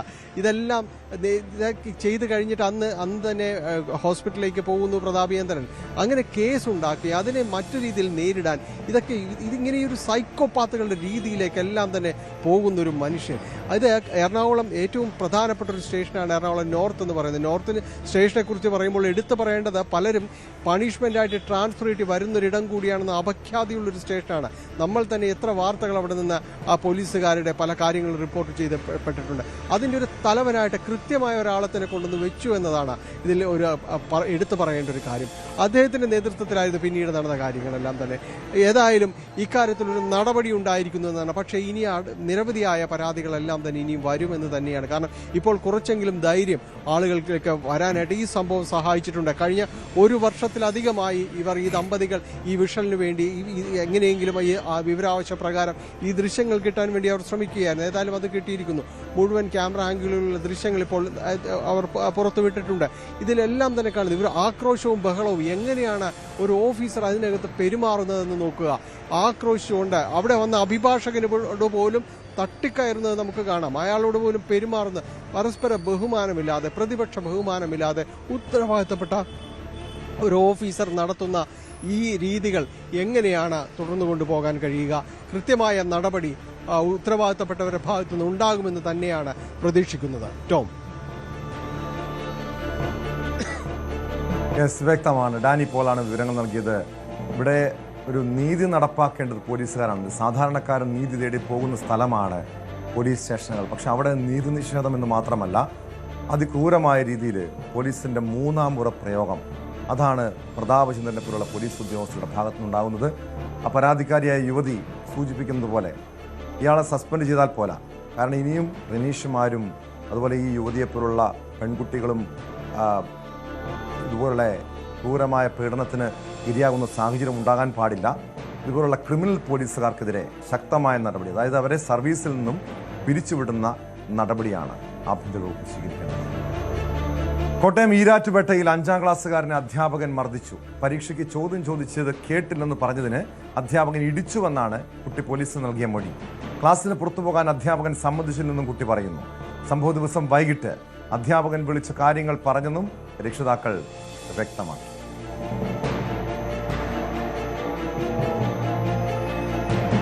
വിവരങ്ങളുമായി അഭിലാഷ് രാധാകൃഷ്ണൻ ചേരുന്നുണ്ട്. അഭിലാഷ്, നമ്മൾ ആദ്യം ചർച്ച ചെയ്തത് ഒരു പോലീസുകാരൻ്റെ ക്രൂരതയെക്കുറിച്ചാണ്. അതായത് നമുക്ക് നീതി നടപ്പാക്കി തരേണ്ട പോലീസുകാരെ, ഇപ്പുറത്ത് ഒരു സമൂഹത്തിന് മാതൃകയാകേണ്ട, ഇവിടുത്തെ വിദ്യാർത്ഥി സമൂഹത്തിന് നല്ല സന്ദേശം പകരേണ്ട ഒരു അധ്യാപകനെക്കുറിച്ച്, അധ്യാപകൻ്റെ ക്രൂരതയെക്കുറിച്ചാണ് ഇനി നമ്മൾ ചർച്ച ചെയ്യുന്നത്. അതായത് ഒരു പരീക്ഷയ്ക്ക് ചോദ്യം ചോദിച്ചത് കേട്ടില്ലെന്ന് പറഞ്ഞത് അധ്യാപകൻ ഇടിക്കുന്ന സാഹചര്യം. സാധാരണ ശകാരിക്കാറുണ്ട്, അല്ലെങ്കിൽ ചെറിയ രീതിയിൽ ഒരു ചെറിയ ശിക്ഷണങ്ങളൊക്കെ കുട്ടികൾക്ക് ഒരു പരിധിവരെയൊക്കെ പണ്ട് നമ്മളൊക്കെ നേരിട്ടിട്ടുള്ളതാണ്, അതായത് ഒരു അടിയൊക്കെ. പക്ഷേ ഇവിടെ ഇടിക്കുന്നു എന്ന് പറയുമ്പോൾ എന്താണ് അധ്യാപകൻ്റെ മാനസികാവസ്ഥ എന്ന് ചിന്തിക്കാവുന്ന കാര്യമാണ്. എന്താണ് വിദ്യാർത്ഥിയുടെ പരാതി പറയുന്നത്? ടോം, ചില വാർത്തകൾ നമ്മൾ റിപ്പോർട്ട് ചെയ്യുമ്പോൾ വളരെ മനോവിഷമം തോന്നാറുണ്ട്. അത്തരത്തിലൊരു വാർത്തയാണ് ഇപ്പോൾ കോട്ടയം ഈരാറ്റുപേട്ട കാരക്കാട് MMB സ്കൂളിൽ നിന്ന് നമുക്ക് റിപ്പോർട്ട് ചെയ്യാനുള്ളത്. അവിടെ 5ാം ക്ലാസ്സിലെ ഒരു വിദ്യാർത്ഥി സ്കൂളിൽ ഇരിക്കുമ്പോൾ അവന് ചെവി വേദനയായിരുന്നു എന്നാണ് പറയുന്നത്. അവൻ ചെവി വേദനയായിട്ടിരിക്കുന്ന സമയത്ത് അവിടെ ഒരു പരീക്ഷ നടക്കുന്നു. ആ പരീക്ഷയിൽ ഒരു ചോദ്യം കുട്ടിക്ക് മനസ്സിലാകാത്തത് കൊണ്ട് ഒന്നുകൂടെ ആ ചോദ്യം പറയാമോ എന്ന് അധ്യാപകനോട് അപേക്ഷിക്കുമ്പോഴാണ് ഇത്തരത്തിൽ അധ്യാപകൻ കുട്ടിയെ അടുത്തേക്ക് വിളിക്കുന്നതും കൈമുറുക്കി വലുത് തോളിലിരിക്കുന്നതും. അത് കേൾക്കുമ്പോൾ തന്നെ, ആ കുട്ടി പറയുന്നത് കേൾക്കുമ്പോൾ തന്നെ നമുക്ക് നമ്മുടെ മനസ്സ് നീറിപ്പോകുന്ന കാര്യങ്ങളാണ് ആ കുട്ടി പറയുന്നത്. തീരെ പ്രതീക്ഷിക്കാതെ അധ്യാപകൻ്റെ അടുത്ത് ഒരു ചോദ്യം ഒന്നുകൂടെ പറയുമോ എന്ന് ചോദിക്കുമ്പോൾ ആ കുട്ടി അതിൻ്റെ ഉത്തരമായിരിക്കും, അല്ലെങ്കിൽ ആ ചോദ്യം കേൾക്കാനായി പോകുമ്പോൾ ആ കുട്ടിയെ കൈമുറുക്കി ഇടിക്കുമ്പോൾ അത് എന്തുമാത്രം വേദനയായിരിക്കും ആ കുട്ടി സഹിച്ചിട്ടുണ്ടാവുക എന്നുള്ളതാണ്. അതിനുശേഷം ആ കുട്ടി വേദന എടുത്ത് ക്ലാസ്സിൽ നിന്ന് പുറത്തു പോകാൻ ശ്രമിക്കുമ്പോൾ അതിനുകൂടി ആ അധ്യാപകൻ അനുവദിക്കുന്നില്ല എന്നുള്ളതാണ്. മാത്രമല്ല, ഇടി കൊടുത്തതിന് ശേഷം ആ കുട്ടിയുടെ കയ്യിൽ നുള്ളിയെടുത്തു എന്നുള്ള കാര്യം കൂടി ഈ കുട്ടി മാധ്യമങ്ങളോട് പറയുന്നുണ്ട്. പോലീസിന് മൊഴിയായി നൽകിയിട്ടുണ്ട് ഇക്കാര്യം. കരഞ്ഞുകൊണ്ടാണ് ആ കുട്ടി വീട്ടിലേക്ക് ഓടിക്കയറുന്നത്. വീട്ടിൽ ചെല്ലുമ്പോൾ അതിൻ്റെ അമ്മ വിചാരിക്കുന്നുണ്ട് ഒരുപക്ഷെ ക്ലാസ്സിലെ ഏതെങ്കിലും കുട്ടികളുമായി ഉണ്ടായ ഒരു ചെറിയ തല്ലിനോ എന്തെങ്കിലും കാരണമായിരിക്കും കുട്ടി കരഞ്ഞുകൊണ്ട് വന്നതെന്നുള്ളതെന്ന്. പക്ഷേ പിന്നീട് ചോദിക്കുമ്പോഴാണ് അധ്യാപകൻ തൻ്റെ തോളിൽ കൈമുറുക്കി ഇടിച്ചു എന്നുള്ള കാര്യം ആ കുട്ടി മാതാപിതാക്കളോട് പറയുന്നത്. ആ വിവരം കേട്ട് എന്തായാലും മാതാപിതാക്കൾ ഞെട്ടിത്തരിച്ചിരിക്കുകയാണ്. അവർ ഇത്തരത്തിൽ തങ്ങൾ മകനെ പഠിക്കാനായിട്ട് സ്കൂളിലേക്ക് ആ സ്കൂളിലെ അധ്യാപകർ അവനെ നല്ലപോലെ നോക്കും എന്നുള്ളൊരു പ്രതീക്ഷയിലാണ് ആ മാതാവും തൻ്റെ മകനെ സ്കൂളിലേക്ക് അയച്ചത്. എന്നാൽ അധ്യാപകന്റെ ക്രൂരമായ മർദ്ദനത്തിനിരയായി വീട്ടിലെത്തുമ്പോൾ ആ മാതാവ് ഏറെ ഭയപ്പെട്ടു, അതുപോലെ തന്നെ ആശങ്കപ്പെട്ടു.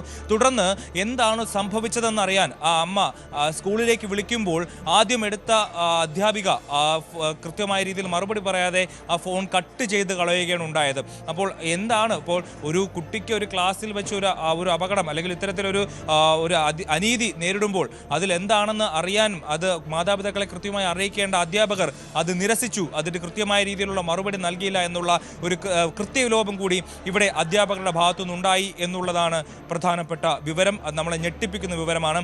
മാത്രമല്ല അതിനുശേഷം പിന്നീട് ഈ അധ്യാപകൻ തന്നെ തിരിച്ചു വിളിച്ചു. അഭിലാഷ്, അതോടൊപ്പം എന്തായാലും ഈ കുടുംബം പരാതിയുമായി മുന്നോട്ട് പോകുന്നുണ്ട്. ഈ അധ്യാപകനെതിരെ അവർ പരാതി നൽകിയോ? എന്ത് നടപടിയാണ് അധ്യാപകനെതിരെ സ്വീകരിക്കുക? പോലീസ് സ്റ്റേഷനിൽ പരാതി നൽകിയിട്ടുണ്ടോ? പോലീസ് കേസെടുത്തിട്ടുണ്ടോ? ടോം, ഇതേപോലെ ഈ അധ്യാപകൻ ഈ മാതാവിനെ വിളിച്ചിട്ട് തൻ്റെ ഭാഗത്ത് നിന്ന് ഇത്തരത്തിലൊരു അബദ്ധം പറ്റിയിട്ടുണ്ട്, അതങ്ങനെ പറ്റിപ്പോയതാണെന്നുള്ളൊരു കാര്യം മാതാവിനെ വിളിച്ചു പറഞ്ഞപ്പോൾ അവർ ഞെട്ടുകയും പിന്നീട് അത് ഈ കുട്ടിയെ ആശുപത്രിയിൽ കൊണ്ടുപോയി ഇപ്പോഴും ആശുപത്രിയിൽ ചികിത്സയിലാണ്. അങ്ങനെയാണ് ഇതൊരു പരാതിയാവുന്നതും. ഇതിപ്പോൾ കുട്ടിയുടെ മൊഴി പോലീസുകാർ രേഖപ്പെടുത്തിയിട്ടുണ്ട്. ഇതിനുശേഷം അന്വേഷണവുമായി മുന്നോട്ട് പോവുകയാണ്. എന്തായാലും അധ്യാപകൻ കുറ്റം മാതാപിതാക്കളോട് സമ്മതിച്ച സ്ഥിതിക്ക് ഇതിൽ കാര്യങ്ങൾ കൂടുതൽ പോലീസിന് എളുപ്പമാകും. എന്തായാലും മൊഴിയെടുത്ത് FIR ഇട്ട് മുന്നോട്ട് പോവുകയാണ്. ഇപ്പോഴും ആ കുട്ടി ആശുപത്രിയിലാണ് എന്നുള്ളതാണ്. 5ാം ക്ലാസ്സുകാരനായിട്ടുള്ള ആ കുട്ടി ആശുപത്രിയിലാണ്. ഇതുമായി ബന്ധപ്പെട്ട് അധ്യാപകനെതിരെ സസ്പെൻഷൻ നടപടിയിലേക്ക് സ്കൂൾ കടക്കുമെന്നാണ് നമ്മളിപ്പോൾ കരുതുന്നത്. അന്വേഷണം മുന്നോട്ട് പോയിക്കൊണ്ടിരിക്കുകയാണ്. എന്തായാലും ടോം നേരത്തെ പറഞ്ഞതുപോലെ നമ്മൾ ഒരു വളർന്നു വരുന്ന കുട്ടികളെ വഴികാട്ടുന്ന അധ്യാപകർ ഇത്തരത്തിൽ കുട്ടികളോട് അതിക്രമം കാണിക്കുമ്പോൾ അത് നമ്മുടെ സമൂഹം ഒരിക്കലും കൈയും കെട്ടി നോക്കി നിൽക്കാൻ പാടില്ല. കൃത്യമായ ശിക്ഷ അയാൾക്ക് കിട്ടണം. ആ സന്തോഷം എന്ന് പറയുന്ന അധ്യാപകന് കിട്ടണം എന്നുള്ളത് തന്നെയാണ് ഈ നമ്മുടെ എല്ലാവരുടെയും ആവശ്യം എന്നുള്ളതാണ്. അതിനനുസരിച്ചുള്ള നിയമ നടപടികൾ അയാൾക്കെതിരെ എടുക്കും എന്ന് തന്നെയാണ് നമ്മൾ കരുതേണ്ടത്. വ്യക്തമാണ്. അഭിലാഷ് രാധാകൃഷ്ണനാണ് വിവരങ്ങൾ നൽകിയത്. സ്പോട്ട് ലൈവിലേക്ക് തിരികെ എത്താം. സ്പോട്ട് ലൈവ് തുടരുന്നു. 7 വർഷം മുൻപ് അട്ടപ്പാടിയിൽ ആൾക്കൂട്ട വിചാരണയ്ക്കിരയായി കൊല്ലപ്പെട്ട മധുവിന്റെ ഓർമ്മകൾ മലയാളികളുടെ മനസാക്ഷി ഇപ്പോഴും വേട്ടയാടുന്നതാണ്. ആൾക്കൂട്ട വിചാരണയുടെ മറ്റൊരു ഇരയാണ് വാളയാറിലെ രാംനാരായൺ ഭയ്യാർ. മധു നേരിട്ട അതേ രീതിയിലുണ്ടായ ആക്രമണം, ഭക്ഷണം തേടിയെത്തിയവനെയും ജോലി തേടിയെത്തിയവരെയും ഒരുപോലെ കള്ളനെന്ന് വിളിച്ച് അടിച്ചുകൊല്ലുന്ന സമീപനം. പാലക്കാട് വാളയാർ അട്ടപ്പള്ളത്ത് ആൾക്കൂട്ട ആക്രമണത്തിൽ ഇതര സംസ്ഥാന തൊഴിലാളി കൊല്ലപ്പെട്ട സംഭവത്തിൽ 5 പേരെ പോലീസ് അറസ്റ്റ് ചെയ്തു. അട്ടപ്പള്ള സ്വദേശികളായ അനു, പ്രസാദ്, മുരളി, അനന്തൻ, ബിബിൻ എന്നിവരാണ് പിടിയിലായത്. സംഭവത്തിൽ കൂടുതൽ പേരെ പ്രതി ചേർക്കുമെന്നാണ് പോലീസ് നൽകുന്ന വിവരം. ഇന്നലെയാണ് കള്ളനാണെന്ന് ആരോപിച്ച് റോഡിലൂടെ നടന്നു പോകുകയായിരുന്ന രാംനാരായൺ ഭയ്യാറിനെ ആൾക്കൂട്ടം ക്രൂരമായി സംഘം ചേർന്ന് കൊലപ്പെടുത്തിയത്. പ്രജിത്ത് കോങ്ങാട് ചേരുന്നുണ്ട്. പ്രജിത്ത്, ഈ കേസിൽ 5 പേരെ പോലീസ് നിലവിൽ അറസ്റ്റ് ചെയ്തിട്ടുണ്ട്. നിലവിൽ കൂടുതൽ പേർ ഉണ്ടാകുമോ? കൂടുതൽ പേരെ പോലീസ് പ്രതി ചേർക്കുമോ? കൂടുതൽ അറസ്റ്റ് ഉണ്ടാകുമോ? ഇന്നലെ മിനിഞ്ഞാന്ന് വൈകുന്നേരമാണ് വാളയാർ അട്ടപ്പള്ളത്ത് വെച്ച് ഈ രാംനാരായൺ എന്നൊരു വ്യക്തി, അദ്ദേഹത്തിന്റെ ഒരു ബന്ധു കൂടിയായ ആൾ കഞ്ചിക്കോട് കിൻഫ്രയിൽ ജോലി ചെയ്യുന്നുണ്ട്. അയാളോടൊപ്പം വന്ന് ജോലി കിട്ടുമോ എന്ന് അന്വേഷിക്കാൻ വേണ്ടി ഒരാഴ്ച മുൻപാണ് രാംനാരായണൻ കേരളത്തിലേക്ക് എത്തുന്നതും. കേരളത്തിലേക്ക് എത്തിയിട്ട് ഇന്നലെ 2 ദിവസം മുമ്പാണ് രാംനാരായണൻ കഞ്ചിക്കോട് എത്തുന്നത്. കഞ്ചിക്കോട് എത്തിയ ശേഷം ഈ കിൻഫ്രയുടെ പരിസരത്ത് നടന്നു പോകുമ്പോഴും കുറച്ചു നേരം അവിടെ നിൽക്കുന്ന സമയത്താണ് ഈ തൊഴിലുറപ്പ് ചെയ്യുന്ന സ്ത്രീകളാണ് ആദ്യം ഇയാളെ കണ്ടതും എന്തോ ഒരു പന്തികേടുണ്ട് എന്ന് വിചാരിച്ചിട്ട് സമീപത്തുള്ള ആളുകളെ വിളിച്ചു വരുത്തുകയും എന്താണെന്ന് കാര്യം അന്വേഷിക്കാൻ നോക്കുകയും ചെയ്തു. അപ്പോൾ ഇയാൾ പരസ്പരം വിരുദ്ധമായി കാര്യങ്ങൾ സംസാരിച്ചപ്പോൾ ഇയാൾ കള്ളനാണെന്ന് കരുതി നാട്ടുകാർ അയാളെ ആൾക്കൂട്ട വിചാരണ നടത്തുകയും സംഘം ചേർന്ന് മർദ്ദിക്കുകയും ചെയ്തത്. അതിനുശേഷം സംഘം ചേർന്ന് മർദ്ദിച്ചതിന് ശേഷം അവിടെ അയാൾ ചോര ഛർദ്ദിച്ച് അവിടെ കിടക്കുന്നുണ്ടായിരുന്നു. പോലീസുകാർ വന്നിട്ടാണ് അദ്ദേഹത്തെ എടുത്ത് പാലക്കാട് ജില്ലാ ആശുപത്രിയിലേക്ക് എത്തിക്കുകയും ജില്ലാ ആശുപത്രിയിൽ എത്തിയ ശേഷം എത്തിച്ച ഡോക്ടറോടും ഇയാൾ പറയുന്നുണ്ടായിരുന്നു തനിക്ക് ക്രൂരമായ മർദ്ദനം ഏറ്റിട്ടുണ്ടെന്ന്. അതിനുശേഷം അല്പസമയത്തിന് ശേഷമാണ് അദ്ദേഹം കുഴഞ്ഞു വീണ് മരിക്കുന്നത്. അപ്പോൾ തന്നെ അവിടുത്തെ ആളുകളെ ഈ പോലീസ് കൊണ്ടുവന്ന ആളുകളെ പോലീസ് കസ്റ്റഡിയിൽ എടുത്തിട്ടുണ്ടായിരുന്നു. 5 പേരെയാണ് പോലീസ് ഇപ്പോൾ കസ്റ്റഡിയിൽ എടുത്തിരിക്കുന്നത്. അട്ടപ്പള്ള സ്വദേശികളായ അനു, പ്രസാദ്, മുരളി, അനന്തൻ, ബിബിൻ എന്നിവരെയാണ് ഇപ്പോൾ കൊലക്കുറ്റം ചുമത്തി അറസ്റ്റ് ചെയ്തിരിക്കുന്നത്. ഇവരെ കോടതിയിൽ ഹാജരാക്കി റിമാൻഡ് ചെയ്തിട്ടുണ്ട്. ആൾക്കൂട്ട മർദ്ദനത്തിൽ മരിച്ച ആളുടെ മൃതദേഹം തൃശൂർ മെഡിക്കൽ കോളേജിലേക്ക് മാറ്റിയിട്ടുണ്ട്. പോസ്റ്റ്മോർട്ടം നടപടികൾക്ക് ശേഷം കൂടുതൽ ആളുകളെ ഇതിൽ പ്രതി ചേർക്കണമോ അല്ലെ കണ്ടാൽ അറിയുന്ന കൂടുതൽ ആളുകൾ ഇതിൽ പ്രതി ചേർക്കണമോ എന്നും വാളയാർ പോലീസ് അന്വേഷിച്ചിട്ട് വരുന്നുണ്ട്.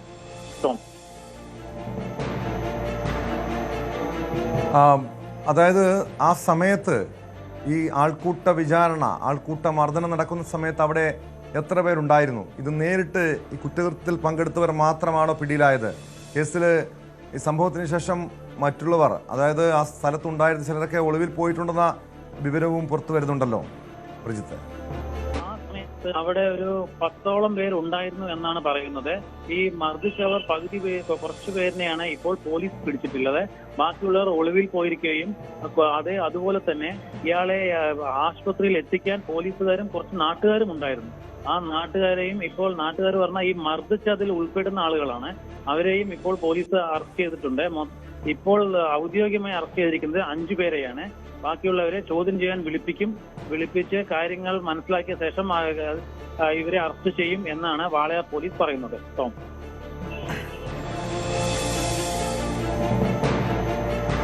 വ്യക്തമാണ്.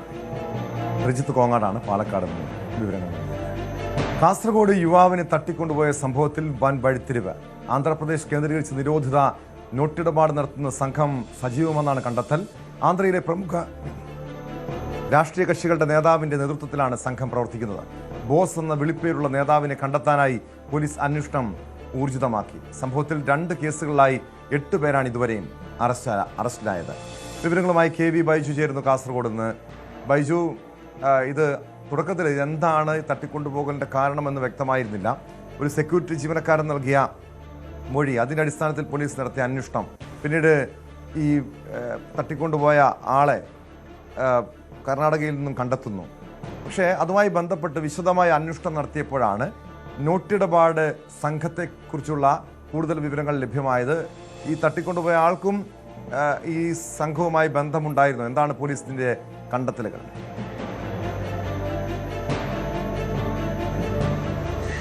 തീർച്ചയായും ടോമെ, യുവാവിനെ തട്ടിക്കൊണ്ടുപോയ സംഭവത്തിന്റെ വ്യാപ്തി വർദ്ധിക്കുന്നു എന്ന് പറയേണ്ടി വരും. അത്തരത്തിൽ ടോം സൂചിപ്പിച്ചതുപോലെ തന്നെ ഇതിലൊരു ബിഗ് ബോസ് ആരാണ്? അതാണ് ഏറ്റവും വലിയ ചോദ്യം വരുന്നത്. ആന്ധ്രാപ്രദേശിലെ ഒരു പ്രധാനപ്പെട്ട കക്ഷിയുടെ ഒരു രാഷ്ട്രീയ പാർട്ടിയുടെ നേതാവ് ഇതിൽ ഉൾപ്പെട്ടിട്ടുണ്ട്. ഇയാളാണ് ഈ കാര്യങ്ങളൊക്കെ നിയന്ത്രിക്കുന്നതെന്നാണ് ഇപ്പോൾ പോലീസിന് ലഭിച്ചിരിക്കുന്ന വിവരം. ഈ ബിഗ് ബോസിനെ കണ്ടെത്താനുള്ള ശ്രമം, ഇയാളെ പിടികൂടാനുള്ള അല്ലെങ്കിൽ ഇയാളെ കസ്റ്റഡിയിലെടുത്ത് ചോദ്യം ചെയ്യാനുള്ള ശ്രമമാണ് ഇപ്പോൾ പോലീസ് നടത്തുന്നത്. എന്തായാലും വലിയൊരു സംഘം ഇത്തരത്തിൽ പ്രവർത്തിക്കുന്നുണ്ട് എന്ന് തന്നെയാണ് പോലീസിന് മനസ്സിലായത്. ഈ ഒരു ആദ്യം ടോം സൂചിപ്പിച്ചതുപോലെ തന്നെ ഒരു യുവാവിനെ ഇത്തരത്തിൽ കാറിൽ കയറ്റി കൊണ്ടുപോകുന്നു എന്ന ഒരു സെക്യൂരിറ്റി ജീവനക്കാരന്റെ മൊഴി നൽകുന്നു. പിന്നീട് പോലീസ് അന്വേഷണം നടത്തുന്ന ഒടുവിൽ ഈ കർണാടകയിലെ ഹാസനിൽ നിന്നും ഇവരെ ഈ ഒരു ആന്ധ്രയിലെ സംഘത്തെ കസ്റ്റഡിയിലെടുക്കുന്നു. പിന്നീട് ഇവരെ ചോദ്യം ചെയ്യുമ്പോഴാണ് ഈ കേസിൽ വലിയ വഴിത്തിരിവുണ്ടായത്. അതായത് 2000 രൂപയുടെ നിരോധിക്കപ്പെട്ട നോട്ട് ഇപ്പോഴും റിസർവ് ബാങ്കിലെ സൗഹൃദം, അവിടെയുള്ള ഉദ്യോഗസ്ഥരുടെ സൗഹൃദം ഉപയോഗിച്ച് ഇപ്പോഴും മാറ്റാൻ കഴിയുന്നുണ്ട് എന്ന തരത്തിലാണ് ഇപ്പോൾ കാര്യങ്ങൾ വരുന്നത്. അതിലൊരു നേതൃത്വം ഈ നേരത്തെ സൂചിപ്പിച്ചതുപോലെ തന്നെ ഈ ബോസ് എന്നാണ് ഇപ്പോൾ ഇവർ മൊഴി നൽകിയിട്ടുള്ളത്. പിടിയിലായ ആന്ധ്രാപ്രദേശിലെ ആളുകൾ ബോസ് തങ്ങളെ നിയോഗിച്ചു, ഈ വാഹനം ഉൾപ്പെടെ ബോസിന്റേതാണ്, ആ ബോസിലേക്കാണ് ഇപ്പോൾ അന്വേഷണം വ്യാപിപ്പിച്ചിട്ടുള്ളത്. ബോസിനെ കണ്ടെത്താനുള്ള ശ്രമമാണ് ഇപ്പോൾ പോലീസ് നടത്തുന്നത്. എന്തായാലും ഈ സംഭവത്തിൽ ഈ തട്ടിക്കൊണ്ടുപോയ ഇരയായ മുഹമ്മദ് അനീഫ ഉൾപ്പെടെ പ്രതിയാണ്. 2 കേസുകളിലായി 8 പേരെയാണ് ഇപ്പോൾ ഇതുവരെ അറസ്റ്റ് ചെയ്തിട്ടുള്ളത്. ഇതിൽ ആളുകളുടെ എണ്ണം കൂടും. പ്രധാനമായും ടോമെ, ഈ നമ്മുടെ കാസർഗോഡ് സ്വദേശികളായ 4 പേരാണ് ഇത്തരത്തിൽ 2000 നിരോധിക്കപ്പെട്ട നോട്ട് തരാം എന്ന് പറഞ്ഞ് ഇവരെ ഇങ്ങോട്ട് വരുത്തിക്കുന്നത്. അങ്ങനെ ഇവർ 1 ലക്ഷം രൂപ അഡ്വാൻസും കൊടുക്കുന്നു. പക്ഷേ ഇവിടെ എത്തി ഇവർ പരിശോധിച്ചപ്പോൾ ഇവർ കാസർഗോഡ് സ്വദേശികൾ നൽകിയത് വ്യാജ നോട്ടാണ്, ഒരു കള്ള നോട്ടാണ് ഈ ഇത്തരത്തിൽ ഇവർക്ക് നൽകാൻ തീരുമാനിച്ചതെന്ന് അറിഞ്ഞാണ് പിന്നീട് അത് തിരിച്ചറിഞ്ഞതോടെ ഈ ആന്ധ്രാപ്രദേശിൽ നിന്നെത്തിയ സംഘം ഇത് കള്ളനോട്ടാണെന്ന് തിരിച്ചറിഞ്ഞതോടെ അവരെ പിടിച്ചു വെക്കുകയായിരുന്നു. അങ്ങനെ പിന്നീട് 7 ലക്ഷം രൂപ തന്നാൽ മാത്രമേ ഇവരെ വിട്ടയക്കാൻ സാധിക്കൂ എന്ന് അവരോട് പറയുന്നു. അതേ തുടർന്നാണ് ഈ സംഘത്തിൽ തന്നെ മുഹമ്മദ് അനീഫയെ ഇവർ തട്ടിക്കൊണ്ടുപോവുകയും അങ്ങനെ ഒരു നാടകീയ രംഗങ്ങൾക്ക് കാര്യങ്ങളാവുകയും ചെയ്തത്. എന്തായാലും എല്ലാ സംഘങ്ങളെയും, അതായത് കാസർഗോഡ് കേന്ദ്രീകരിച്ച് ഇത്തരത്തിൽ പണമിടപാട് നടത്തുന്ന, കള്ളപ്പണ ഇടപാട് നടത്തുന്ന, അല്ലെങ്കിൽ ഈ 2000 രൂപയുടെ നോട്ട് ഇരട്ടിപ്പുമായി ബന്ധപ്പെട്ട് തട്ടിപ്പൊക്കെ നടത്തുന്ന സംഘം പിടിയിലായിട്ടുണ്ട്. അതോടൊപ്പം ആന്ധ്രാപ്രദേശിൽ നിന്നുള്ള സംഘം പിടിയിലായിട്ടുണ്ട്. പക്ഷെ അപ്പോഴും ഇതിൽ ബോസ് ആര് എന്ന ചോദ്യമാണ് വരുന്നത്. ബോസിലേക്ക് അന്വേഷണം വ്യാപിപ്പിച്ചിട്ടുണ്ട്. ഈ ബോസിനെ കണ്ടെത്താനുള്ള ശ്രമം ആരംഭിച്ചിട്ടുണ്ട്. നമുക്ക് ലഭിക്കുന്ന വിവരമനുസരിച്ച് നേരത്തെ പറഞ്ഞതുപോലെ തന്നെ ആന്ധ്രാപ്രദേശിലെ ഒരു ഉന്നത രാഷ്ട്രീയ നേതാവാണ് ഈ ബോസ് എന്ന് പറയുന്നത്. ഇയാളാണ് ഇത്തരത്തിൽ ഈ നിരോധിക്കപ്പെട്ട നോട്ട് ഇയാളുടെ റിസർവ് ബാങ്കിലെ ഈ സൗഹൃദം, അവിടെയുള്ള ഒരു ഉദ്യോഗസ്ഥന്റെ സൗഹൃദം ഉപയോഗിച്ച് ഇങ്ങനെ മാറ്റിയെടുക്കുന്നത്. ആ ഒരു തലത്തിലേക്ക് അന്വേഷണം വ്യാപിച്ചു. ഏതായാലും വൻ സ്രാവുകൾ പിടിയിലാകാറുണ്ടെന്നാണ് പോലീസ് പറയുന്നത്. അത് ഒരു പക്ഷേ കേരളത്തിൽ മാത്രമായിരിക്കില്ല, ആന്ധ്രാപ്രദേശിലെ വൻ സ്രാവുകൾ വലയിലാകാറുണ്ടെന്നാണ് പോലീസ് പറയുന്നത്. അങ്ങനെ ഈ ബോസ് ആന്ധ്രയിലുള്ള രാഷ്ട്രീയ ഉന്നതനാകാം. ഈ കേരളത്തിലുള്ള ഏതെങ്കിലും ഉന്നതർക്ക് ഇതിൽ പങ്കുണ്ടോ? കൂടുതൽ മലയാളികൾ ഈ കേസിൽ ഉൾപ്പെട്ടിട്ടുണ്ടോ ബൈജു?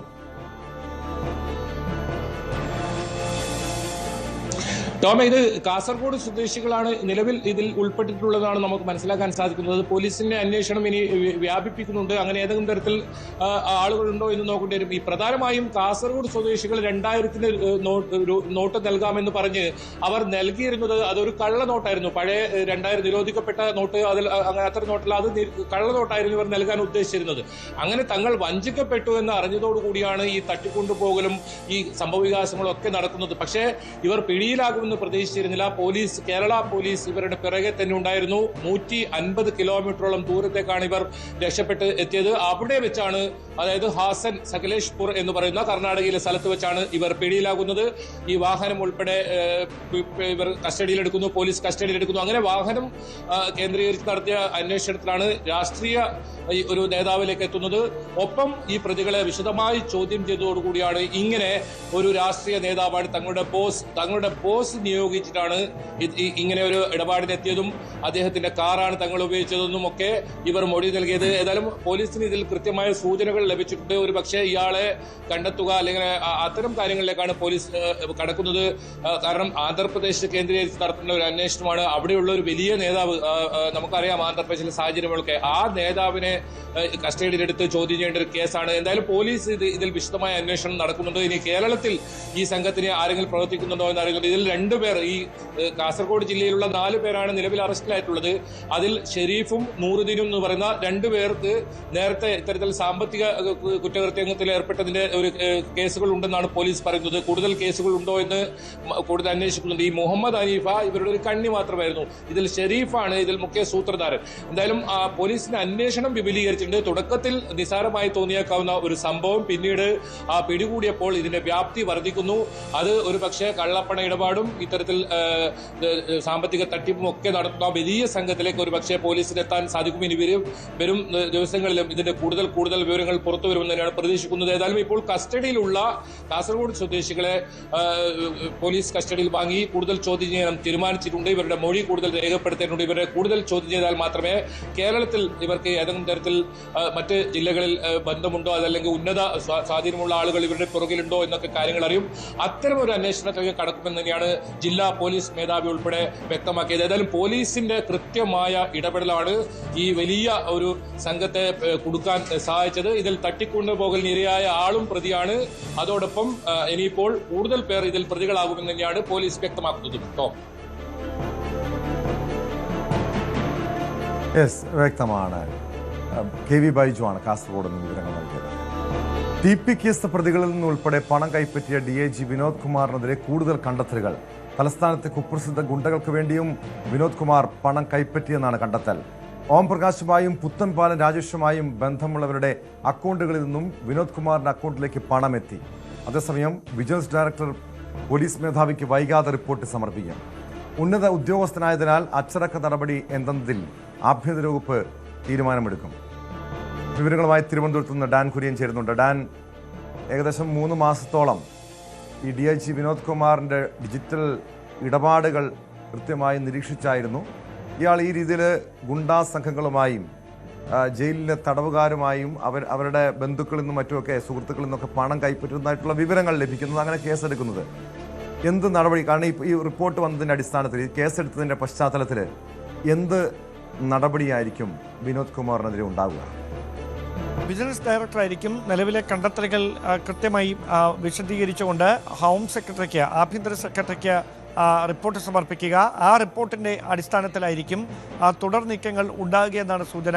അങ്ങനെയെങ്കിൽ ആദ്യഘട്ട നടപടികളുടെ ഭാഗമായി വകുപ്പ് തല നടപടികളായിരിക്കും ആദ്യം എടുക്കുക. പിന്നീടായിരിക്കും സർവീസുമായി ബന്ധപ്പെട്ട്, അതായത് ഏത് തരത്തിലായിരിക്കും, ഉന്നത ഉദ്യോഗസ്ഥനാണ്, DIG ആണ്, അങ്ങനെ ഒരാൾക്കെതിരെ ഉദ്യോഗസ്ഥർക്ക്, അതായത് മേലുദ്യോഗസ്ഥർക്ക് മാത്രം നടപടികൾ സ്വീകരിക്കാൻ കഴിയില്ല. അവിടെ ആഭ്യന്തര വകുപ്പിൻ്റെ തീരുമാനമാണ് പ്രധാനം.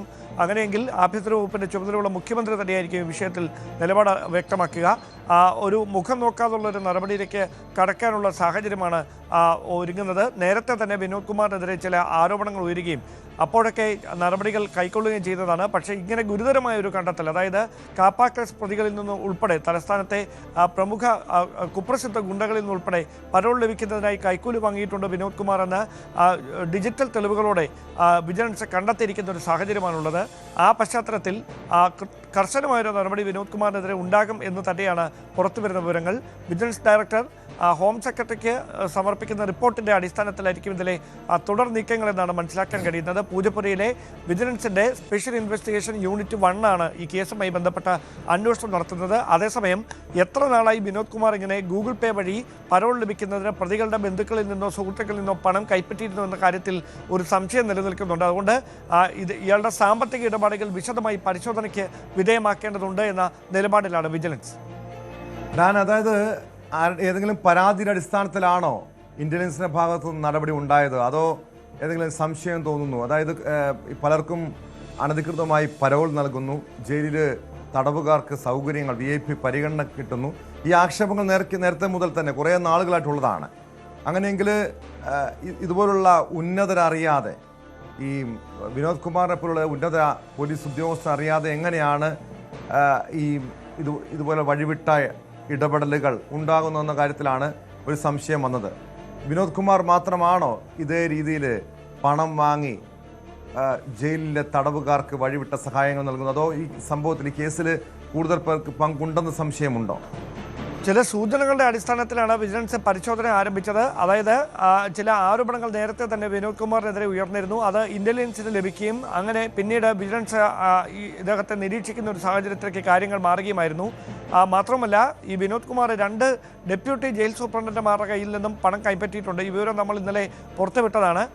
സമാനമായ തരത്തിൽ റിട്ടയർഡായ ഒരു ഡെപ്യൂട്ടി സൂപ്രണ്ടിന്റെ കയ്യിൽ നിന്നും സമാനമായ തരത്തിൽ പണം കൈപ്പറ്റിയിട്ടുണ്ട് വിനോദ് കുമാർ എന്നാണ് വിജിലൻസിന്റെ കണ്ടെത്തൽ. അതുകൊണ്ട് തന്നെ വിനോദ് കുമാർ തനിച്ചാണോ ഇങ്ങനെ ഈ പണം കൈപ്പറ്റിയിരുന്നത്? പരോൾ അനുവദിക്കുന്നതിന്റെ ഭാഗമായി വിനോദ് കുമാറിനെ പ്രത്യക്ഷമായോ പരോക്ഷമായോ സഹായിക്കുന്ന മറ്റേതെങ്കിലും ഉദ്യോഗസ്ഥർ ജയിൽ വകുപ്പിലുണ്ടായിരുന്നു? ഇതടക്കമുള്ള കാര്യങ്ങളെക്കുറിച്ചൊക്കെ വിശദമായ പരിശോധനകൾ തന്നെ വിജിലൻസ് നടത്തുന്നുണ്ട്. നിലവിൽ വിനോദ് കുമാറിന്റെയും ഭാര്യയുടെയും ബാങ്ക് അക്കൗണ്ടുകളിലേക്ക് വന്ന പണമിടപാടുകൾ സംബന്ധിച്ചാണ് വിശദമായ പരിശോധന നടക്കുന്നത്. 1,80,000 രൂപ ഇത്തരത്തിൽ കൈക്കൂലിയായി ഗൂഗിൾ പേ വഴി വിനോദ് കുമാർ സ്വീകരിച്ചതിന്റെ കൃത്യമായ തെളിവുകൾ അടക്കമാണ് വിജിലൻസ് കണ്ടെത്തിയിരിക്കുന്നത്.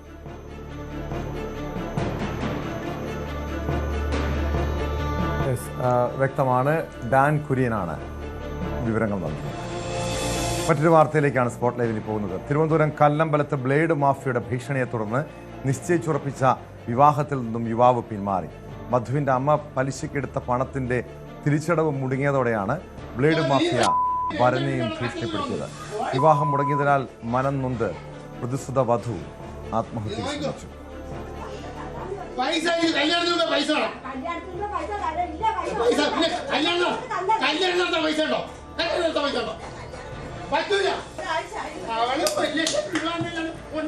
ഞാൻ ചുമ്മാ കൊടുത്തല്ല, ഞാൻ നാട്ടാనికి മേടിച്ചോണ്ട് പൈസ ഞാൻ കല്യാണം കഴിഞ്ഞുമ്പോ ഉണ്ടാക്കണ്ട, എന്റെ പണം തന്നിട്ട് ഉണ്ടാക്കിയാൽ മതി. എന്റെ ഞാൻ ഇപ്പോഴും ഞാൻ ഈ പൈസ അലക്കിലിങ്ങി വരും, വരക്കിലിങ്ങി വരും. നീയൊക്കെ എല്ലാവരും പണം മേടിക്കും ഒറ്റ എങ്ങനെ മോളെ മുടങ്ങിയെന്ന് ചോദിക്കൂലേ? ഇപ്പൊ എല്ലാരും എന്നോട് ചോദിക്കൂലേ എന്തുകൊണ്ട് കൊച്ചിന്റെ കല്യാണം പറഞ്ഞത്? അതല്ലേ പറഞ്ഞ ഇവരുമായിട്ടുള്ള കോണ്ടാക്റ്റാണ്, ഞാനുമായിട്ടൊരു കോണ്ടാക്റ്റും ഇല്ല. ബ്രൗൺ ആറ്റിങ്ങന്തോ കുണ്ടയങ്ങണ്ടാണ്, അതിനെ പറ്റി എനിക്കറിയത്തില്ല. ഈ പോയ വ്യക്തികളെയൊക്കെ ഇവരെ എനിക്കറിയുള്ളൂ. അവിടെ കുറെ പേര് ഇന്ന് അങ്ങനെ പറയുന്നുണ്ട്. എനിക്ക് അതിനെപ്പറ്റി അറിയത്തില്ല.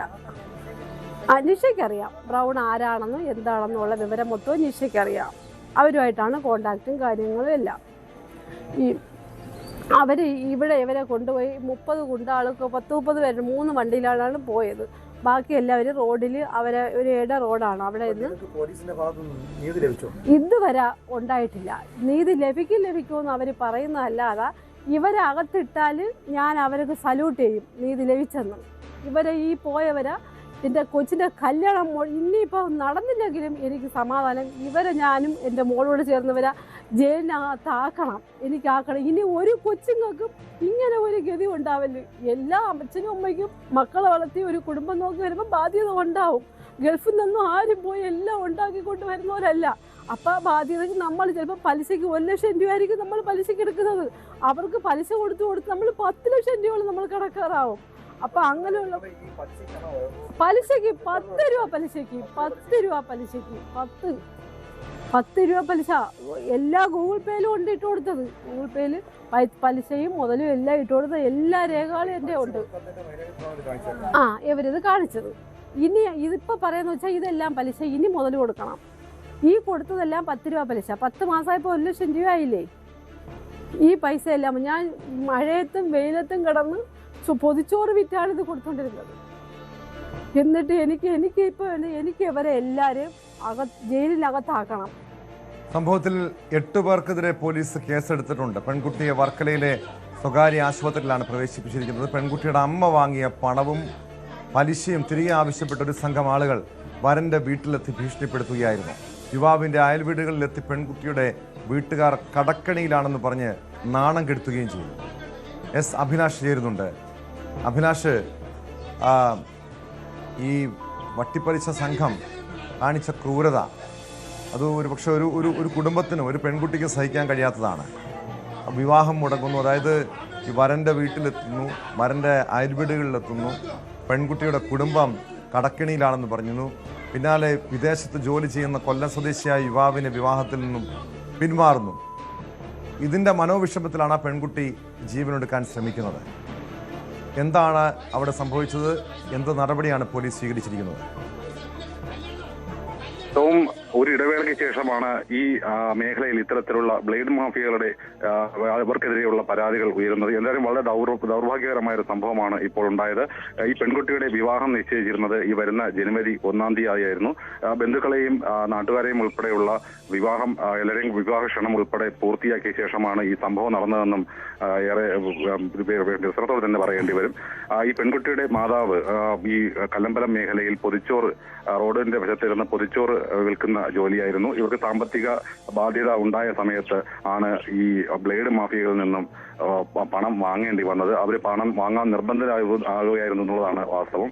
എന്തായാലും ഈ പണം വാങ്ങിയതിനു ശേഷം കൃത്യമായി തന്നെ ഇവർ മുതല് പലിശ അടക്കം അടച്ചു വരികയായിരുന്നു. ഇതിനിടയ്ക്ക് പെൺകുട്ടിയുടെ പിതാവ് അടുത്തിടെ മരണപ്പെട്ടു. അതിനുശേഷം ഈ രീതിയിൽ മുതൽ അടയ്ക്കുന്നതിൽ ചെറിയ വീഴ്ചകൾ വന്നിരുന്നു എന്നും ഇവർ സമ്മതിക്കുന്നുണ്ട്.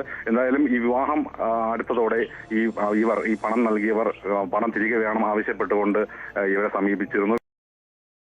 എത്തി ഒരു സ്ഥിതിയൊക്കെ ഉണ്ടായിട്ടുണ്ട്. എന്തായാലും വിവാഹം കഴിഞ്ഞ ഉടൻ തന്നെ പണം തിരികെ നൽകാമെന്ന് ഇവർ അറിയിച്ചിരുന്നതാണെങ്കിൽ വിവാഹത്തിന് മുന്നേ തന്നെ ഈ പണം തിരികെ വേണമെന്ന നിലപാടിലായിരുന്നു ഇവർ ഉണ്ടായിരുന്നത്. തുടർന്നാണ് ഈ പെൺകുട്ടി വിവാഹം കഴിക്കാനിരുന്ന ഈ കൊല്ലം സ്വദേശിയായ യുവാവിന്റെ വീട്ടിലെത്തിയതും യുവാവിനെ അപായപ്പെടുത്തുമെന്ന രീതിയിൽ തന്നെ ഇവർ ഭീഷണിപ്പെടുത്തിയതായും ഈ കുടുംബം നൽകിയ പരാതിയിൽ പറയുന്നുണ്ട്. എന്തായാലും ഈ വിവരങ്ങൾ അറിഞ്ഞതോടുകൂടി ഈ പെൺകുട്ടി ഈ വരന്റെ വീട്ടുകാർ വിവാഹത്തിൽ നിന്ന് പിന്മാറി എന്നുള്ളതാണ്. ഇതിനെ തുടർന്നാണ് ഈ പെൺകുട്ടി അമിത അളവിൽ ഗുളിക കഴിച്ച് ആത്മഹത്യ ചെയ്യാൻ വേണ്ടി ശ്രമിച്ചത്. ആശുപത്രിയിൽ തത്സമയം എത്തിച്ചത് കാരണമാണ് ജീവൻ തന്നെ നിലനിർത്താൻ കഴിഞ്ഞതെന്നും ഡോക്ടർമാർ പറയുന്നുണ്ട്. എന്തായാലും ഇതിനെ തുടർന്ന് കല്ലമ്പലം പോലീസിൽ ഈ കുടുംബം പരാതി നൽകിയിരുന്നു. എന്നാൽ ഏകദേശം 2 ദിവസത്തോളം ഈ പരാതി കല്ലമ്പലം പോലീസ് പിടിച്ചുവെച്ചതായും ആ പരാതിയിന്മേൽ നടപടിയെടുക്കാതിരുന്നതായും തന്നെ ഇവർ ആരോപിക്കുന്നുണ്ട്. തുടർന്ന് ഉന്നത പോലീസ് ഉദ്യോഗസ്ഥർക്ക് ഉൾപ്പെടെ പരാതി നൽകിയപ്പോഴാണ് ഇവർക്കെതിരെ കേസെടുക്കാൻ പോലും തയ്യാറായതെന്നും ഇവർ ആരോപിക്കുന്നുണ്ട്. എന്തായാലും നിലവിൽ സുനി, നിഷ, അൻസാരി എന്നീ 3 പേർക്കെതിരെ അവരുൾപ്പെടെ ഏകദേശം 30ഓളം പേരാണ് ഇവരെ ഈ തരത്തിൽ ശല്യപ്പെടുത്തിയതെന്നും ഈ വരന്റെ വീട്ടിൽ ഉൾപ്പെടെ എത്തി ഭീഷണിപ്പെടുത്തിയതെന്നും പറയുന്നുണ്ട്. എന്തായാലും ഈ 8 പേർക്കെതിരെ നിലവിൽ ഇപ്പോൾ കേസെടുത്തിട്ടുണ്ട്. എന്തായാലും ഈ വളരെ ദൗർഭാഗ്യകരമായ ഒരു സംഭവമാണ് ഇപ്പോൾ സംഭവിച്ചത് കേട്ടോ.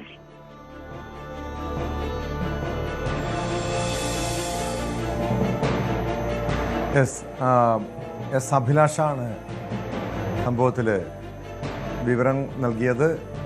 തിരുവനന്തപുരം വർക്കലയിൽ ഈ പലിശക്കാരുടെ ഭീഷണിയെ തുടർന്ന് വരൻ വിവാഹത്തിൽ നിന്നും പിന്മാറുന്നു. അതിൻ്റെ മനോവിഷമത്തിലാണ് യുവതി ആത്മഹത്യക്ക് ശ്രമിച്ച സംഭവത്തിൽ 8 പേർക്കെതിരെ പോലീസ് കേസെടുത്തു. നടിയെ ആക്രമിച്ച കേസിൽ സോഷ്യൽ മീഡിയയിൽ അതിജീവിതയുടെ വൈകാരികമായ കുറിപ്പ്. തനിക്കെതിരെ ആക്രമണമുണ്ടായപ്പോൾ പോലീസിൽ പരാതിപ്പെട്ടതും നിയമ നടപടി തുടർന്നതുമാണോ തെറ്റെന്ന് അവർ ചോദിക്കുന്നു. 2ാം പ്രതി മാർട്ടിൻ്റെ വീഡിയോയെക്കുറിച്ചും പോസ്റ്റിൽ പരാമർശിക്കുന്നുണ്ട്. വിവരങ്ങളുമായി ബി വിനോദ് ചേരുന്നു. വിനോദ്, നമുക്കറിയാം ഈ നടിയാക്രമണ കേസിലെ വിധി വന്ന ശേഷം ഈ അതിജീവിത വലിയ മാനസിക സമ്മർദ്ദത്തിലാണ്, മാനസിക സംഘർഷത്തിലാണെന്നറിയാം, മനോവിഷമത്തിലാണെന്നറിയാം. കാരണം അവർക്ക് നീതി കിട്ടിയില്ല എന്നൊരു പരിഭവം ഉണ്ട്. അതിനിടെ രണ്ടാം പ്രതിയായിട്ടുള്ള മാർട്ടിൻ്റെ വീഡിയോ, അതും അതിജീവിതയെ അപകീർത്തിപ്പെടുത്തുന്ന രീതിയിൽ ഇപ്പോൾ ഈ ഒരു ഇൻസ്റ്റഗ്രാമിൽ ഈ ഒരു പോസ്റ്റ് ഇട്ടതിൻ്റെ ഒരു സ്വാഭാവികം നമുക്കറിയാം, ആ മനോവിഷമത്തിലാണ് പോസ്റ്റ് ഇട്ടത്. എന്താണ് അതിൻ്റെ ഉള്ളടക്കം? ടോം, ഇത് രണ്ടാം തവണയാണ് വിധി വന്ന ശേഷം അതിജീവിതയുടെ പോസ്റ്റ് വരുന്നത്. ആദ്യത്തെ പോസ്റ്റിൽ തന്നെ അവരുടെ ആ ഒരു വേദന കൃത്യമായി നിറഞ്ഞു നിൽക്കുന്നതായിരുന്നു. കാരണം രാജ്യത്ത് എല്ലാ പേർക്കും ഒരേ നീതിയല്ല എന്ന കാര്യമാണ് അതിൽ അവർ പറഞ്ഞിരുന്നത്. ഇപ്പോൾ ഈ രണ്ടാം പ്രതി മാർട്ടിൻ്റെ ഒരു വീഡിയോ കഴിഞ്ഞ ദിവസങ്ങളിൽ പ്രചരിച്ചിരുന്നു. അതിൽ വളരെ മോശമായാണ് അതിജീവിതയെക്കുറിച്ച് വിവരിക്കുന്നത്. കാരണം ഇത് വലിയൊരു ആസൂത്രണമായിരുന്നു. മഞ്ജു വാര്യരും മറ്റു ചിലരുമൊക്കെ, ലാൽ നിർമ്മാതാവും നടനുമായ ലാൽ ഉൾപ്പെടെയുള്ളവർ ചേർന്നാണ് ഇങ്ങനെ ഒരു ഗൂഢാലോചന നടത്തിയത്. അതിൽ ലാലിൻ്റെ മകനടക്കമുള്ളവർക്ക് പങ്കുണ്ട്. പൾസർ സുനിയും അതിജീവിതയുമൊക്കെ ഒത്തുചേർന്ന് നടത്തി, അവർ ഒരുമിച്ച് ചേർന്ന് നടത്തിയ ഒരു ഗൂഢാലോചനയുടെ ഭാഗമായിരുന്നു ദിലീപിനെതിരെയുള്ള കേസ്. ദിലീപിനെ കുടുക്കുന്നതിന് വേണ്ടിയുള്ളൊരു നീക്കമാണ് ഇവരുടെ ഭാഗത്ത് നിന്ന് നേരത്തെ തന്നെ ഉണ്ടായത്. അതിന് പിന്നിൽ കൃത്യമായ ആസൂത്രണം ഉണ്ടായിരുന്ന തരത്തിലാണ് മാർട്ടിൻ്റെ വീഡിയോ വന്നത്. മാർട്ടിൻ്റെ വീഡിയോ നീക്കം ചെയ്യണമെന്ന് ആവശ്യപ്പെട്ട് അവർ കോടതിയെ സമീപിക്കുകയും ചെയ്തു. ഏതായിരുന്നാലും ഇപ്പോൾ തന്നെ അവരുടെ പ്രതികരണമായി വരുന്നത് ഇതിൽ ചെയ്ത തെറ്റെന്താണ് എന്ന കാര്യമാണ് അതിജീവിത ചോദിക്കുന്നത്. ഇങ്ങനെ ഒരു ക്രൈം നടക്കുമ്പോൾ അത് പോലീസിനെ അറിയിച്ചതാണോ തൻ്റെ ഭാഗത്തു നിന്ന് വന്ന വീഴ്ച? മാത്രമല്ല, നിയമ നടപടി ആവശ്യപ്പെട്ട് താൻ മുന്നോട്ട് പോയത് തെറ്റാണോ? അന്ന് ഇതെല്ലാം സഹിച്ചിരിക്കുകയും പിന്നീട് ഈ പീഡനത്തിൻ്റെ ദൃശ്യങ്ങൾ എപ്പോഴെങ്കിലും പുറത്തു വരുമ്പോൾ അന്ന് സമൂഹം കുറ്റപ്പെടുത്തുന്നത് കേട്ടിരിക്കണമായിരുന്നു എന്നത് ഇവരുടെ ഈ പോസ്റ്റിൽ പറയുന്നുണ്ട്. മാത്രമല്ല, എന്തുകൊണ്ട് അന്നേ പോലീസിൽ പരാതിപ്പെട്ടില്ല എന്ന ചോദ്യത്തിന് കൂടി താൻ പിന്നീട് മറുപടി പറയേണ്ടി വരുമായിരുന്നു. 20 വർഷം ശിക്ഷയ്ക്ക് വിധിച്ച് ജയിലിൽ പോയ രണ്ടാം പ്രതി പോകുന്നതിന് മുൻപേ ഒരു വീഡിയോ എടുത്ത് കണ്ടു. അതിൽ ഞാനാണ് നിങ്ങളുടെ നഗ്ന വീഡിയോ എടുത്തതെന്ന് കൂടെ പറയാമായിരുന്നു. അതായത് ഇത് കൃത്യമായി മാർട്ടിനെ കൊണ്ട് മറ്റാരോ പറയിച്ചതാണ് എന്ന കാര്യം തന്നെയാണ് ഈ പോസ്റ്റിലൂടെ അതിജീവിത സമർത്ഥിക്കുന്നത്. കാരണം അങ്ങനെ ഒരു സംഭവം ആ വാഹനത്തിനുള്ളിൽ നടക്കുമ്പോൾ നിങ്ങളുടെ നഗ്ന വീഡിയോ എടുത്തത് ഞാനാണ് എന്നുകൂടി പറയാമായിരുന്നു എന്ന് പറഞ്ഞു വയ്ക്കുമ്പോൾ അവിടെ അവർ പീഡിപ്പിക്കപ്പെട്ടുവെന്നും ഇപ്പോൾ ഇങ്ങനെ ഒരു കഥ പ്രചരിപ്പിക്കുന്നതിന് പിന്നിൽ തന്നെ അധിക്ഷേപിക്കുകയാണ്, തന്നെ കുറ്റക്കാരിയാക്കുകയാണ് ഇവരുടെ ലക്ഷ്യമെന്നും അതിജീവിത പറഞ്ഞു വയ്ക്കുന്നു. ഇത്തരം വൈകൃതങ്ങൾ പറയുന്നവരോടും പ്രചരിപ്പിക്കുന്നവരോടും നിങ്ങൾക്കോ നിങ്ങളുടെ വീട്ടിലുള്ളവർക്കോ ഈ അവസ്ഥ വരാതിരിക്കട്ടെ എന്ന് പറഞ്ഞ് അവസാനിപ്പിക്കുന്ന തരത്തിലാണ് ഇപ്പോൾ ഈ കുറിപ്പ് അതിജീവിതയുടെയായി പുറത്തു വന്നിരിക്കുന്നത് കേട്ടോ. തീർച്ചയായും അതൊരു സ്ത്രീക്കും ഒരു കുടുംബത്തിനും ഈ ഒരു അവസ്ഥ ഉണ്ടാകരുതെന്ന് തന്നെ നമുക്ക് ആഗ്രഹിക്കാം, പ്രാർത്ഥിക്കാം. വിനോദ്, ഇവിടെ അത്രയ്ക്കും നിരാശയോടുകൂടിയാണ് ഈ വിധിക്ക് ശേഷം അതിജീവിത പ്രതികരിക്കുന്നത്. കാരണം 8 വർഷത്തിലധികം നിയമ പോരാട്ടം നടത്തി, പക്ഷെ നീതി കിട്ടിയില്ല. ഇപ്പോഴും അവർക്ക് ഈ നീതിപീഠത്തിൽ പ്രതീക്ഷയുണ്ടോ? ഇനിയും നിയമപരമായി മുന്നോട്ട് പോകാൻ തന്നെയാണോ തീരുമാനം? നിയമപരമായ പോരാട്ടം തുടരുമെന്ന് അവർ ഇതിനകം തന്നെ വ്യക്തമാക്കിയിട്ടുണ്ട്. അതോടൊപ്പം തന്നെ അവരുടെ അഭിഭാഷകനായ സ്പെഷ്യൽ പബ്ലിക് പ്രോസിക്യൂട്ടറാണ് അജയകുമാർ, അദ്ദേഹവും ഇക്കാര്യം തന്നെ വ്യക്തമാക്കിയിട്ടുണ്ട്. നേരത്തെ വിചാരണ കോടതിയുടെ ഭാഗത്തു നിന്ന് നീതി ഉണ്ടായില്ല എന്നത് വളരെ സ്പഷ്ടമായി തന്നെ അക്കമിട്ട് നിരത്തുന്നതായിരുന്നു ആദ്യത്തെ പോസ്റ്റ്. അതിൽ പൊതുജനങ്ങൾക്ക് കൂടി മനസ്സിലാകുന്ന തരത്തിൽ, അല്ലെങ്കിൽ തുറന്ന കോടതി മുറിയിൽ ഒരു വിചാരണ വേണമെന്ന തൻ്റെ ആവശ്യം കോടതി നിരാകരിച്ചു. അതോടൊപ്പം തന്നെ ഈ മെമ്മറി കാർഡ് ചോർന്നതുമായി ബന്ധപ്പെട്ട കാര്യങ്ങൾ, അതിൻ്റെ രേഖകൾ വിളിച്ചു വരുത്തുന്ന അടക്കമുള്ള കാര്യങ്ങളിൽ കോടതി വീഴ്ച കാണിച്ചു. മാത്രമല്ല, ആദ്യം ഈ കേസിൽ വന്ന പ്രോസിക്യൂട്ടർമാർ അത് 2 പേർ തന്നോട് ഒരേ സ്വരത്തിൽ പറഞ്ഞു, ഈ കോടതിയിൽ നിന്ന് നീതി തേടേണ്ടതില്ല, നീതി ലഭിക്കുമെന്ന് പ്രതീക്ഷിക്കേണ്ടതില്ല എന്ന കാര്യം തന്നോട് പ്രോസിക്യൂട്ടർമാർ തന്നെ പറഞ്ഞിരുന്നതാണ്. കോടതി മാറ്റണം, ജഡ്ജിയെ മാറ്റണമെന്നാവശ്യപ്പെട്ട് താൻ സുപ്രീം കോടതിയെയും അതോടൊപ്പം തന്നെ രാഷ്ട്രപതിയെയും പ്രധാനമന്ത്രിയെയും ഒക്കെ തന്നെ സമീപിച്ചിരുന്നു. പക്ഷേ അക്കാര്യത്തിൽ ഒരു തീരുമാനമുണ്ടായില്ല. ഇങ്ങനെ അക്കമിട്ട് കാര്യങ്ങൾ നിരത്തുന്ന തരത്തിലായിരുന്നു ആദ്യത്തെ പോസ്റ്റ് വന്നത്. പക്ഷേ ഇപ്പോൾ ഇത് രണ്ടാമത്തെ പോസ്റ്റ് പുറത്തു വരുമ്പോൾ അത് മാർട്ടിൻ്റെ വീഡിയോയ്ക്കുള്ള മറുപടിയാണ്. ആ വീഡിയോ നീക്കം ചെയ്യണമെന്നാവശ്യപ്പെട്ട് പോലീസിലൊക്കെ ഇതിനകം തന്നെ പരാതി നൽകിയിട്ടുണ്ട്. അതിൻ്റെ നിയമപരമായ നടപടിയുമായി അവർ മുന്നോട്ട് പോവുകയാണ്. മുഖ്യമന്ത്രിയുടെ ക്രിസ്മസ് വിരുന്നിൽ അതിജീവിത പങ്കെടുത്തിരുന്നു. ഉണ്ടായിരുന്നു. മുഖ്യമന്ത്രി വളരെ കൃത്യമായി പറഞ്ഞത് ഇനി കണ്ണു നിറഞ്ഞ് കാണരുത് എന്നൊരു കാര്യമാണ് അവരോട് പറഞ്ഞത്. അതായത് സർക്കാർ ഇപ്പോഴും പൂർണ്ണമായും അതിജീവിതയ്ക്ക് നീതി ഉറപ്പാക്കുന്നതിന് വേണ്ടിയുള്ള എല്ലാ നിയമസഹായവുമായി മുന്നോട്ട് വരുന്നു എന്ന് തന്നെയാണ്. അവിടെയാണ് ഇങ്ങനെയുള്ള കാര്യങ്ങൾ വരുമ്പോൾ അത് ആസൂത്രിതമാണ് എന്ന് അവർ പറഞ്ഞു വെക്കുന്നത്. മാത്രമല്ല, ദിലീപിൻ്റെ ചിത്രം റിലീസ് വരുന്ന ആ ഒരു സമയത്താണ് ഇത്തരത്തിലൊരു വീഡിയോ കൂടി വന്നത്. മാത്രമല്ല, സോഷ്യൽ മീഡിയയിൽ ഇങ്ങനെ ഒരു വീഡിയോ വന്ന ശേഷം അതിൽ വരുന്ന കമൻറ്റുകൾ അതെല്ലാം തന്നെ പലപ്പോഴും ഇവരെ ആക്ഷേപിക്കുന്ന തരത്തിലാണ്. അതിൽ വളരെ വ്യക്തമായി പറയുന്നത് ഇവർ ആസൂത്രണം ചെയ്തു, ഇതിൽ CBI വരട്ടെ, അങ്ങനെയെങ്കിൽ ഇവർ കുടുങ്ങുമല്ലോ എന്ന തരത്തിലൊക്കെയാണ്. പക്ഷേ ഈ വിചാരണയുടെ ഘട്ടത്തിലൊക്കെ തന്നെ മാർട്ടിൻ ഇത് പറഞ്ഞിരുന്നു, അല്ലെങ്കിൽ അത് എന്തുകൊണ്ട് അത്തരം കാര്യങ്ങൾ നേരത്തെ വന്നില്ല എന്നതടക്കമുള്ള കാര്യങ്ങളൊക്കെ അവശേഷിക്കുന്നുണ്ട്. പക്ഷേ അതിജീവിത പറയുന്നതിൽ ഇതിൽ വളരെ ലോജിക്കായുള്ള കാര്യങ്ങളുണ്ട്. അവരുടെ ദൃശ്യങ്ങൾ കൂടി പകർത്തിയത് താനാണെന്ന് പറഞ്ഞുകൂടായിരുന്നോ എന്നിപ്പോൾ ഈ വീഡിയോ പുറത്തുവിട്ടവരോട് അതിജീവിത ചോദിക്കുകയാണ്. അവർ ആദ്യത്തെ പോസ്റ്റിൽ തന്നെ വളരെ വ്യക്തമായി ടോം പറഞ്ഞിരുന്നതാണ്, എല്ലാവർക്കും രാജ്യത്തെ എല്ലാവർക്കും നീതി ഒരുപോലെ അല്ല എന്ന കാര്യം അവർ പറയുന്നു. 20 വർഷം ഇങ്ങനെ ശിക്ഷിക്കപ്പെട്ട ഒരു പ്രതിയാണ് ജയിലിൽ പോകുന്നതിന് മുമ്പ് ഇങ്ങനെ ഒരു ദൃശ്യം പകർത്തിയതെന്ന് കൂടി അവരുടെ പോസ്റ്റിൽ വ്യക്തമാക്കുന്നുണ്ട്.